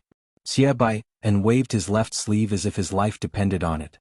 A cloud appeared and it brushed away the 2 small crossbows. He wanted to take Fan Xian's life with his sword, but he didn't expect Fan Xian to take such a risk and throw out his terrifying fist. He screamed and cut his wrist. His left hand turned into a palm and he slapped Fan Xian's fist. There was a crisp crack and Xie Bian's wrist was broken. Fan Xian. Xie Bian shouted angrily. It wasn't because he was afraid of Fan Xian's jinqi, but because when the fist and the palm collided, a faint yellow smoke exploded from between the two. Xie Bian didn't expect Fan Xian to use such a despicable method, even when he had the upper hand. At this moment, the poisonous smoke had entered his body, and his sword power had been exhausted. He was powerless to cut horizontally, and he was in a rush to meet Fan Xian's strange and tyrannical fist. He was wide open, and the last of the 3 arrows pierced into his shoulder. He was poisoned again. Fan Xian. Xie Bian cursed Fan Xian's name for the 3rd time. He knew he had underestimated Fan Xian's power. He forced the jinqi in his body to swing his sword to the west, aiming for Fan Xian's throat. It was a vicious attack. Xie Bian's body floated up into the air, ready to jump onto the roof of a house. He wanted to escape from this powerful yet treacherous master. But how could Fan Xian let him escape?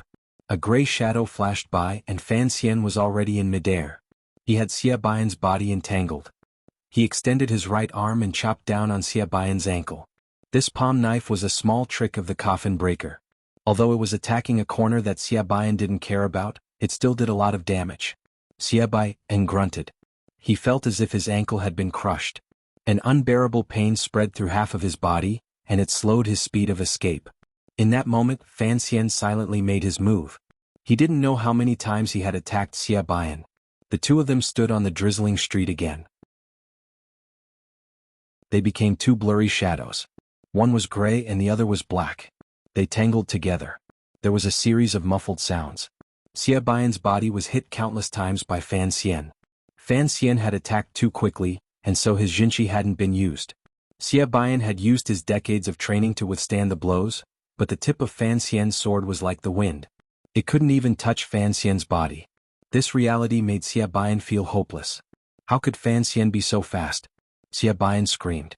He shook his wrist, and his sword became a silver rain to protect his body. Finally, Fan Xian was forced to take a few steps back. There was a thud. Xie Bian's trembling right hand was propped up against the ground.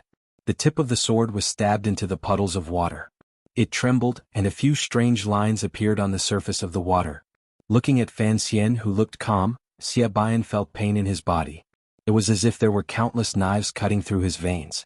He knew that Fan Xian's attacks had damaged his internal organs, and the poison in his body was starting to take effect. His right leg was about to lose its balance.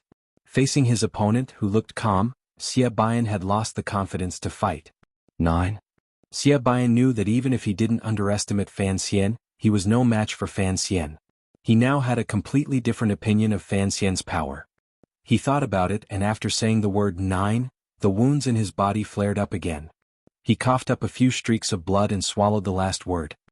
He looked at Fan Xian, and his eyes flashed with confusion. He still remembered when he was in the tea shop outside of the Baoyue brothel. He had boasted that he, by himself, could defeat Fan Xian. That was built on his confidence in himself and his judgment of Fan Xian. Although this young man, whose surname was Fan, had killed Qing Jushu on Yolan Street last year, Xie Bian did not believe that the son of an influential family could have the willpower to truly devote himself to the path of martial arts. He did not believe that he could possess such exquisite and practical killing skills. But who would have thought that such a rich young man had already entered the 9th level? 9th level. Xie Bian coughed, but he still managed to squeeze out those 2 words. His right thumb moved slightly and he pressed it against the hilt of his sword. Fan Xian's feet touched the ground, and his entire body shot towards Xie Bian like an arrow. A black light flashed, and he used his best dagger to cut through the sword Xie Bian had used to kill himself. At the same time, he mercilessly punched Xie Bian's temple. Then, like a wisp of smoke, he retreated. It was as if he had never attacked. Xie Bian fainted on the street in the dirty rainwater. His body was covered in wounds and the water splashed everywhere. Fan Xian would not give a loser a chance to express his feelings or pose for a moment before he died. Finally, the bailiffs of the capital government arrived. The capital government magistrate heard the news, and he pretended to be surprised. Seeing the situation, his heart froze. He knew that the second prince's plan had been foiled. Looking at Fan Xian, who was smiling, Tianjingmu did not know what to feel. Someone wanted to kill me. I happened to come to the capital government to listen to my brother's case, and I happened to run into them. Fan Xian's face was calm as he spoke, but his right hand was still trembling. Fortunately, I had a few capable subordinates with me. Otherwise, these people would not have succeeded. Xie Bian, who had acted on his own, had not succeeded in killing himself. For Fan Xian, being able to obtain one of the 8 generals was a pleasant surprise. The 8 generals of the second prince's manor were not a secret in the capital. Today, so many people saw Xie Bian assassinate the victim of the murder case. It was a great opportunity for the 8th Bureau to spread rumors. Fan Xian wanted to say thank you to Xie Bian, who was lying on the ground. The capital government bailiffs took over the watch, and there was nothing else for Fan Xian to do.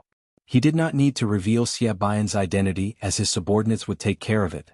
I will hand this man over to you, sir. Fan Xian looked at the capital government magistrate with a smile that was not a smile.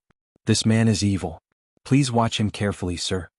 Fan Xian had no intention of taking Xie Bian back to the Overwatch Council. Even if he found out that the murder of the victim was ordered by the second prince, if it was the Overwatch Council that found out, it would be much weaker. He handed the unconscious Xie Bian over to the capital government. He had a dark plan in mind as well. Xie Bian was handed over alive. If he died in the future, things would become very interesting. The capital government magistrate was a 3rd-rank official, and the Overwatch Council could not investigate him without permission. It was a rare opportunity for Fan Xian to kill him. How could Fan Xian miss it? If he missed it, even Yan Bingyun would scold him for being soft-hearted. In the capital, people had not yet recovered from the shock of what happened. Without a doubt, what happened outside the capital government would become a topic of conversation. In the eyes of the nobles who knew what was going on, the battle between the second prince and Fan Xian was tipping the scales of victory in favor of the second prince.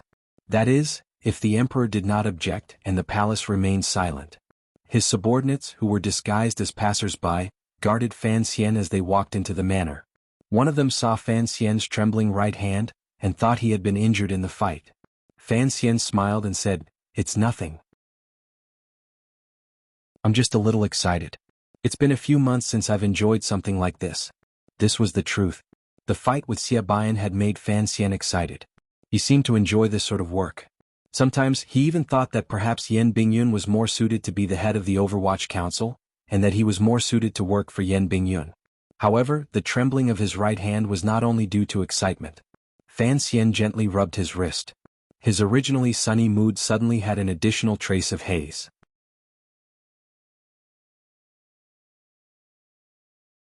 Chapter 300. During this period of time, the Overwatch Council, under the guidance of Commissioner Fan and Yan Bingyun Jr., had armed themselves to the teeth. They did not hesitate to tear into the Second Prince's faction, from officials to economic interests. With the Bao Yu brothel incident as the catalyst, and with the assassination attempt outside the capital government as the root cause, they attacked the royal court and the Dasua Trading Company. They dug into the deepest recesses of the other party's soul, and with a flash of crafty thought, they pressed forward. First of all, it was no surprise that one of the 8 generals, Xia Bian, had suddenly died in the capital's prison. This gave the Overwatch Council a good excuse. The Overwatch Council sent 3 memorials to the palace, and finally Tian Jingmu was suspended from his duties for further investigation. The stupid move that the second prince had made in order to protect himself had caused the council to link up with one another and directly remove the second prince's greatest support in the capital. On the other hand, Yan Bingyun had begun to use other methods to successfully control the supply routes from Xinjiang to the capital.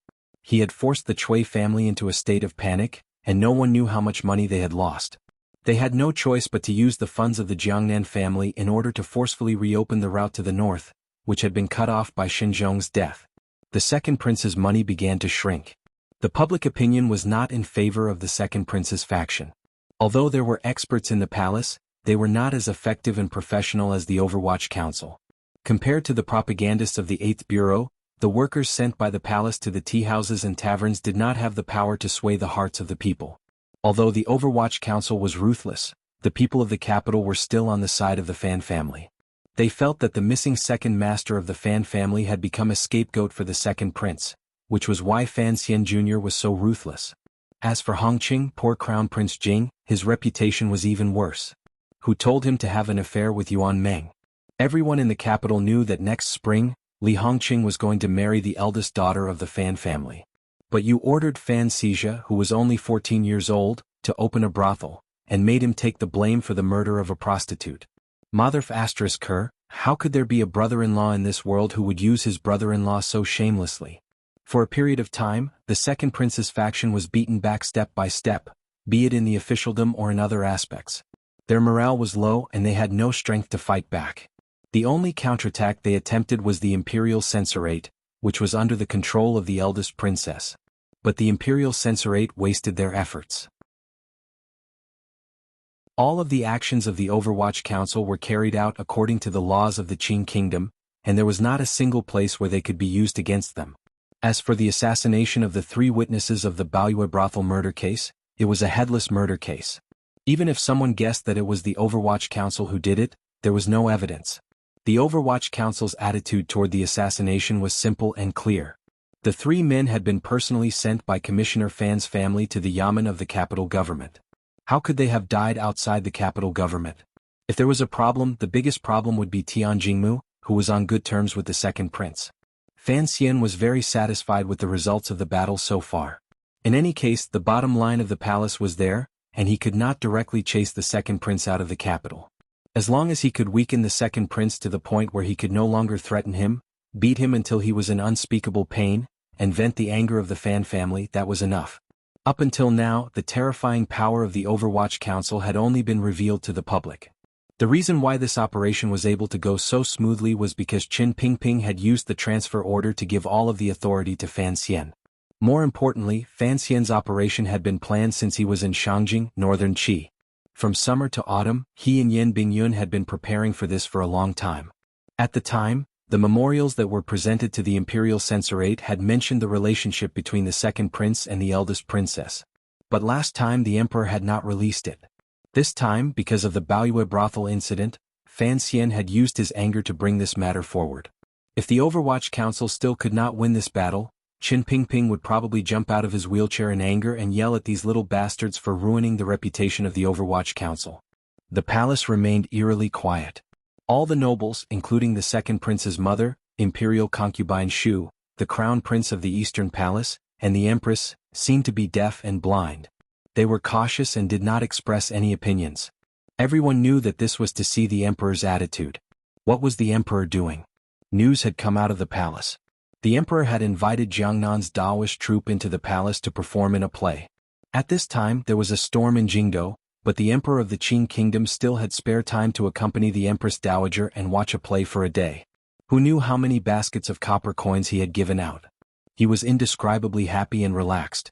Now, everyone finally saw the situation clearly. It seemed that the emperor did not think this kind of small matter was worth watching. He did not even bother to lift his eyelids. How could the small fights of young people in the capital compare to the plays performed by famous troops in Jiangnan? The situation was now clear. The court officials who had maintained a neutral stance, used their sharp minds and suddenly discovered a reality. Fan Xian's emperor's favor had reached a shocking level. Who was Fan Xian's opponent? It was the second prince, the emperor's own son. His Majesty could actually be so impartial. What kind of favor was this? These people did not dare to offend the second prince, so they could only stand even more firmly on the wall. They stuck their feet in the mud and stubbornly practiced the grassroots spirit. They swayed left and right, but they were not willing to casually lean to any side. This reality made the second prince suck in a breath of cold air. He knew that these years he had quietly developed his power in the court. He could not help but think, could it be that after Fan Xian returned to the capital, Fan Xian had secretly received instructions from the palace to target him? However, the second prince was also a sinister person. He knew that the current situation did not allow him to retreat. Even if he was willing to put aside his pride as a prince and hope to shake hands with Fan Xian a second time, Fan Xian might not be in the mood to do so.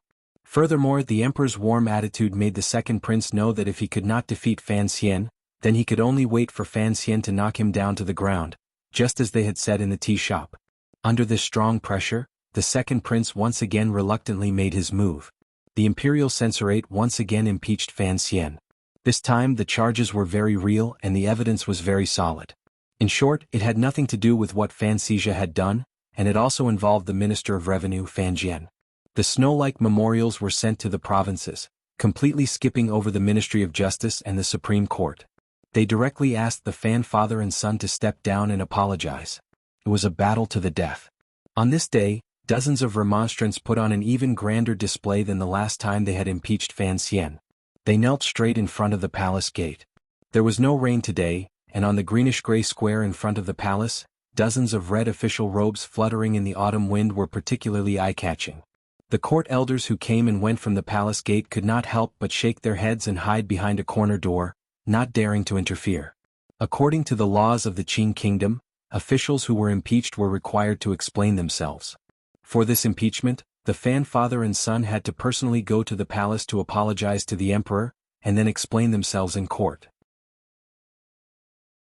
But in court, the second prince's faction was still very powerful, and the debate in front of the palace was not easy for the Fan father and son to pass.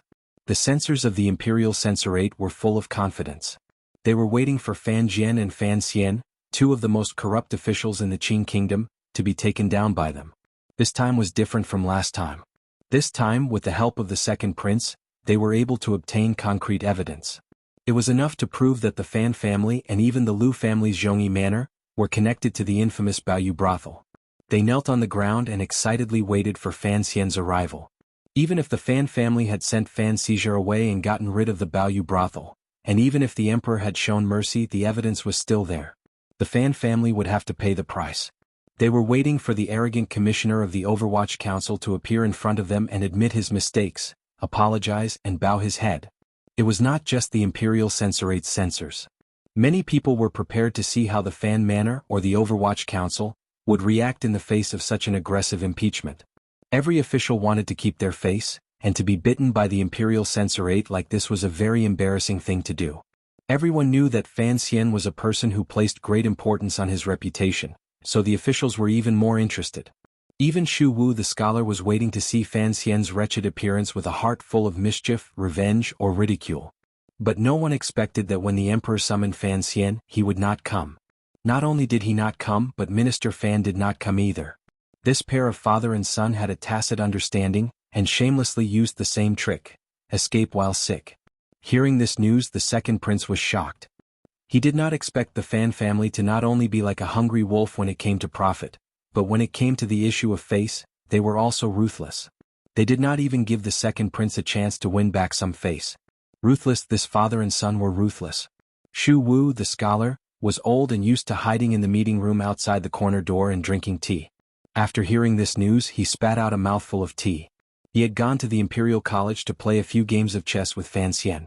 Fan Xian had promised to play, but now he had caused such a commotion in the capital. He even said he did not want to eat the pieces. Shu Wu the scholar was so angry at Fan Xian, who was outwardly respectful but had a belly full of evil tricks. He had hoped to see Fan Xian suffer a setback at the court conference, but he did not expect the kid to say he was sick and not come.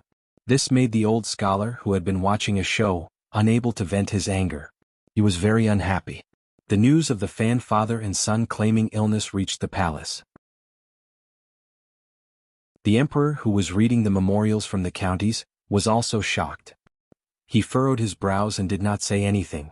The concubines in the rear palace also knew of this matter. They laughed and scolded that this child of the Fan family was a troublemaker. He did not know how to make the emperor less annoyed. They also did not know how Yi Chen had married such a husband.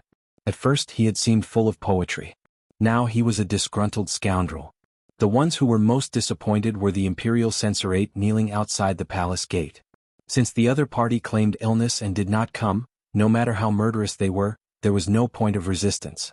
Their hearts were empty and they felt very uncomfortable. They left dejectedly. Even the brown official robes they wore hung weakly around their bodies. They could not be bothered with the teasing of the autumn wind. People grew up eating grains and were not invincible. How could they not be sick? But for the Fan father and son to fall sick so coincidentally, and for the illness to come so suddenly that they could not get out of bed, it was a bit too strange.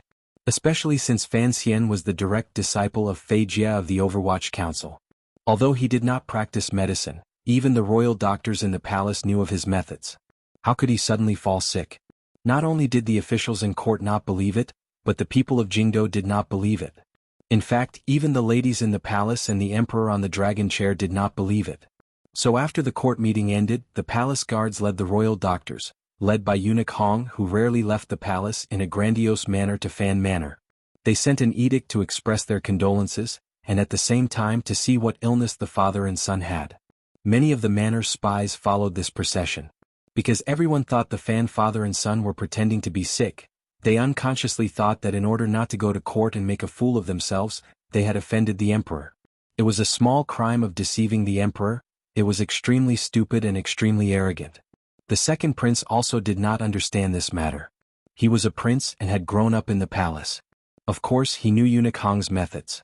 No trick of pretending to be sick could be hidden from the sickly old eunuch. Fan Xian really was sick. This news was confirmed by eunuch Hong. The emperor had no follow-up measures to prove it. It spread to every corner of the capital. No one suspected that Fan Xian was pretending to be sick. Although Minister Fan had only occasionally caught a cold, Fan Xian really was bedridden. His body was very weak. At the critical moment of the Overwatch Council and the second prince's battle, Fan Xian had unfortunately fallen ill. This reality made many people feel a very strange emotion. Would the situation in Jingdo change because of this? After all, a similar situation had occurred in history before. When the Northern Wei Kingdom's emperor was investigating the illustrious Zhan family, the reason he was able to succeed was because the famous general Zhan Qingfeng, had diarrhea for 3 days. Although history was ridiculous, it was very real. Don't worry about anything. Fan Xian frowned. He looked at Mu Tai, who was sitting in front of his bed, and said, "Just listen to Master Yan's arrangements." After returning from the capital government, he had fallen ill. Although it was not serious, after the battle with Xia Bai, he began to lose control of his jinqi. It was running around in his body, forcing him to spend more time meditating. His pale complexion and strange pulse had successfully fooled the mysterious eunuch Hong.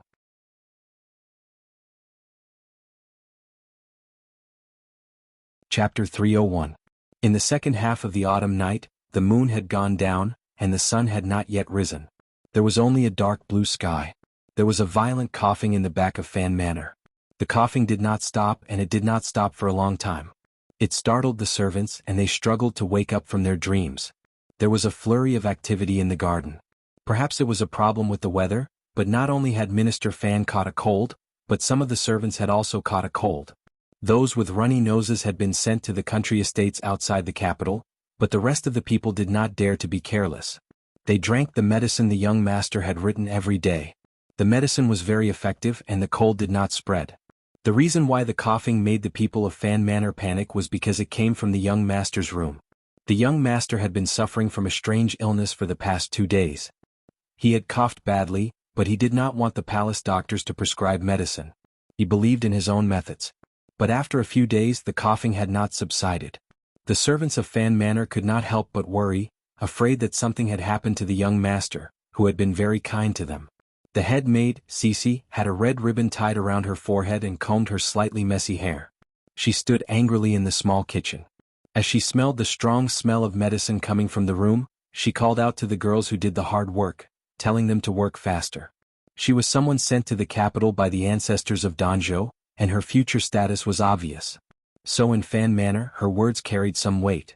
The sleepy servants knew that the young master's illness was troublesome.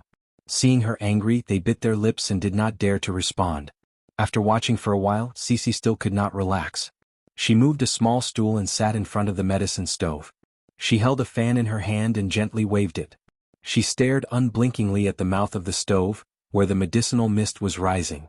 Her eyes gradually turned red, and she did not dare to be careless. Brewing medicine was very particular about the heat. The medicine in front of her was for the young master to take. If she did not watch, she would not feel at ease. In the bedroom, Lin Wanner was wearing a cotton robe embroidered on the outside. She rubbed Fan Xian's chest, feeling sorry for him. Carefully she asked, "How about, we really try the royal doctor's prescription?" Fan Xian coughed until his face was red. He waved his hand and forced a smile. "How could I be so precious? Besides, I know my own body. I won't die. Just prescribe some medicine for myself." Lin Wanner also knew that her husband's medical skills were exceptional, otherwise he wouldn't have been able to cure the lung disease that had haunted her for 15 years. But these past few days she had heard him coughing violently, so she couldn't help but feel worried. Biting her lip, she said, "Even Eunuch Hong can't tell the cause of this illness, but you say you know you?" She rolled her eyes and said, "Should I write a letter to Mr. Fei and ask?" Fan Xian coughed again. He knew that his wife was still worried. He sighed and said, "It's not like you don't know that teacher of mine. Out of every year he spends most of the year wandering around. Even if he wanted to rush back, who knows how long it would take." He then smiled and said, "Maybe 3 or 4 months. By that time, I'm afraid I'll already be a dead man." "You." He gently flicked the tip of Wanner's nose and jokingly said, "Then you'll be the prettiest widow in the capital." Lin Wanner spat on the ground a few times and angrily said, "What time is it, and you still say such nonsense?" Fan Xian laughed. He wasn't as nervous as the rest of the family, because he knew exactly what had happened to his body. The medicine he was brewing right now was only to help him calm his heart and clear his mind, relax his lungs, clear his meridians and stabilize his condition. As for the real cause of the illness, he would have to rely on himself to fix it. As he spoke, he comforted Wanner a bit, and then carefully placed his right hand under the blanket. His right hand would occasionally tremble. It had started outside the capital government, and it hadn't gotten any better until today. There was a knock on the door, and Cece carefully carried the medicine into the room. The servant girl, Siki, who slept with her in the front room, had long since climbed out of bed. She lit the oil lamp on the table, moved a high table, and placed it in front of the bed of the young master and mistress. She took the bowl of medicine, took out a spoon, and gently stirred the medicine in the bowl to cool it down. When the temperature was just right, she fed Fan Xian a small sip. Fan Xian drank it and it tasted a little bitter. He unconsciously licked his lips, but Cece had already stuffed a sugar pill into his mouth, and immediately diluted the bitterness in his mouth. He couldn't help but laugh. "I'm a man, do you really need to serve me like this?" Cece smiled and said, "Young master, when you were little, you were afraid of taking medicine." Fan Xian thought to himself, the medicine in this world can't be coated with sugar, so of course he would frown when he drank it. Siki took out a silk handkerchief from her sleeve and helped Fan Xian wipe the corner of his mouth. She also said very seriously, "Young master, you are now a patient. You can't force yourself." Seeing the two servant girls like this, even Wan couldn't stand it anymore. She laughed and scolded them, "Don't spoil him too much." Although she said this, her small hands kept moving down Fan Xian's back, making him feel more comfortable. Although Fan Xian enjoyed the life of a young master, and felt that it was a good thing to be so comfortable when sick, he couldn't help but shake his head. He reached for the bowl of medicine and drank it in one gulp. He wiped his mouth with his sleeve and smiled. "I'm a part-time doctor, not a child." The two servant girls looked at each other and smiled. They didn't say anything. Seeing that it was getting late, Fan Xian knew that his coughing had kept the servant girls busy for a while. He couldn't help but feel a little guilty. He said, "After you drink the medicine you shouldn't be coughing anymore. Go to sleep. Let the servant girls who are on night watch go to sleep as well. The autumn night is cold, what if they get sick again? It's going to be dawn soon. Why are you still sleeping? It's always better to sleep a little longer," Fan Xian said seriously. They knew that this young master cared for his servants, and that under his gentle appearance was a heart that never went back on his word. Sisi and Siki didn't dare to argue. They agreed in unison and went out to arrange the chores. Fan Xian got out of bed and poured a cup of tea to rinse his mouth. Wan saw this and couldn't help but say, "Drinking cold tea when you're sick isn't good for your body." Fan Xian smiled and sat back on the bed. "I told you this illness is different from other illnesses." The couple talked for a while. Wan saw that he wasn't coughing anymore and she felt a little more at ease. She felt sleepy, but seeing that he didn't want to sleep, she didn't either. Finally, Fan Xian couldn't stand it anymore. He quietly reached out and rubbed her shoulders. His fingers brushed over a few of the calming acupuncture points on her head. Only then did she fall asleep. Looking at his sleeping wife, Fan Xian knew that she had been worried about him these past few days. She was mentally and physically exhausted. He couldn't help but shake his head. His illness wasn't something that could be cured just by taking good care of himself. It wasn't like his father's. Minister Fan's cold, under his skillful hands, was already showing signs of improvement. In about 2 more days he would be completely cured. However, his father was old and his body wasn't like a young man's. His recovery was always slower. He gently waved his hand and extinguished the oil lamp on the table 5 feet away. The entire bedroom sank into darkness, but he kept his bright eyes open. He still couldn't fall asleep because he had been sitting quietly for too long these past few days. It was not easy for him to get sleepy. The tip of his tongue gently licked the dregs of the medicine between his teeth, evaluating the herbs he had personally chosen. He seemed to be able to feel the active ingredients in the herbs enter his lungs and begin to help him soothe the discomfort. He felt a little proud of himself. He reached out and pulled the blanket over his wife's body. Then he put his hand into a secret compartment under his pillow and pulled out a small medicine pouch. Inside the pouch were several large pills that were perfectly round and rough to the touch. Although the room was dark, Fan Xian knew that these pills were red. Ever since he was young, Mr. Fei Jie had ordered him to carry these pills with him at all times, just in case something went wrong with the nameless martial secrets he was practicing. If that overbearing and ruthless Jinchi was about to break through his meridians, this pill would be his last resort. When Fan Xian was very young, when he was still living in Danzhou, Fei Jie had discovered this fatal problem. The nameless martial secrets that Wu Zhu had left for Fan Xian, or rather for Fan Xian's mother, could indeed be cultivated into an overbearing and vigorous Jinchi. The problem was that this kind of Jinchi was too overbearing and ruthless. If an ordinary person were to practice it, they would not be able to practice for long before the Jinchi in their body would burst and pierce through them. Once their meridians were broken, they would naturally become useless. But compared to the people of this world, there was something strange about Fan Xian.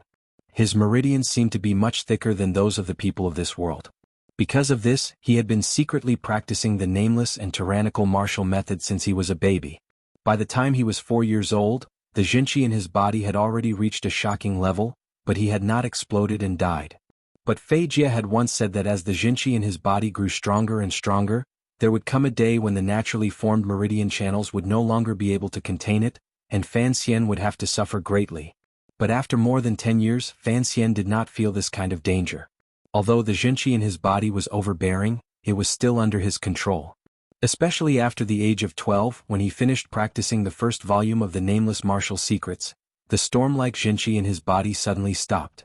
It was completely tamed and did not affect him in the slightest. So he gradually let down his guard and even almost forgot about the matter. He no longer carried the pills with him at all times but left them at home. Except when he went on a diplomatic mission to northern Qi, he had brought one with him, but he had not used it. Trouble always came when people were least prepared. After the seemingly safe but dangerous journey to northern Qi, the Jinqi in Fan Xian's body had finally merged with his skills. He had already broken through the threshold of the 9th level, and was beginning to reach the pinnacle of martial arts in the world. The overbearing Jinqi in his body had finally reached perfection, and he could even fight against Ku He's disciple, Lang Tiao. Unexpectedly, after he defeated Xie Bai and one of the 8 generals outside the capital government, the Jinqi in his body began to act up. Starting from the snow mountain at the back of his waist, along the meridians, the 2 Jinqi channels were like 2 circles, communicating with each other in his body. But now, the Jinqi seemed to have smelled some traces of the owner of his body, and it began to become restless. It was no longer willing to stay in the meridians and instead, it kept extending, probing and piercing in all directions. Fan Xian's hands were where he had perfect control of the Jinqi, but now they had become the juncture for the Jinqi in his body to overflow. Now his right hand would occasionally tremble. That was the result of the Jinqi in his muscles and meridians not listening to him. The situation was not too serious. At least it was still within his control. After these days of meditation, he had used his mind to suppress the overbearing Jinqi in his body. But the 2 opposing forces had damaged his lungs, and that was why he could not stop coughing. But if he allowed this situation to continue, there would come a day when he would not be able to control the overbearing and violent Jinqi in his body. Fan Xian had also tried to practice the second half of the nameless martial secret, but so far he had not made any progress. Sometimes when he coughed badly he hated Wu Zhu. You gave me the absorbing stars, so you should at least give me a way to deal with it, right? He gently squeezed the medicine pouch in his hand and frowned. A few days ago he had analyzed the pill his teacher had left him. It was like a tiger fighting a lion. To help him deal with the overbearing Jinqi in his body, his teacher had also given him a very overbearing medicine. He had no confidence in what would happen if he took the medicine. There was a lot of mayflower mixed in it, and that was an authentic medicine for dispersing Jinqi. Was he willing to give up the Jinqi that he had painstakingly cultivated for over 10 years? Even if he did not lose his Jinqi, he feared that the Jinqi in his body would be consumed by more than half. But if he did not take it, did he have to watch the Jinqi explode into a giant ball of blood in a few months or perhaps a few years? Even if it did not have such a terrifying effect, it did not look good to have his right hand constantly trembling. He was so young and yet he had to act like someone with Parkinson's disease? To take it or not to take it, that was a big question. A rooster crowed in the distance, waking up the sun and driving away the night, but the people were still sleeping soundly. Fan Xian raised his head and realized that he had been sitting by the bed for an hour. He couldn't help but laugh at himself. He who was most afraid of death, when faced with such a difficult situation, could also be so cowardly and hesitant. Perhaps this was also an opportunity, he comforted himself. Do not destroy the shape of the Hua pool, let the heavenly spring pour into my body. He slowly recited the incantation and sat by the bed, entering a meditative state. He carefully withdrew the chaotic Jinqi in his body into his meridians, and then slowly returned it to the snow-capped mountain behind his waist, letting it shine brightly there, illuminating the snow-capped mountain. Suddenly his heart jumped and Fan Xian opened his eyes. He casually put on some clothes, pushed open the door, and walked to the most secluded corner of the garden. It was the little practice field where he had tested the poison needles. He didn't need to look around to see the strange uncle with a black cloth covering his face next to the fake mountain. He couldn't help but shake his head and sigh. He opened his mouth to complain, so you still know to come back. You're tuning in to the Dreamy Chapters YouTube channel. We're so grateful for your support, and don't forget to subscribe to join us on this incredible journey through captivating stories. Your generosity through donations truly makes a world of difference, as it's the primary source of revenue that allows me to expand and enhance this channel for you. Thank you from the bottom of my heart for being a part of this adventure.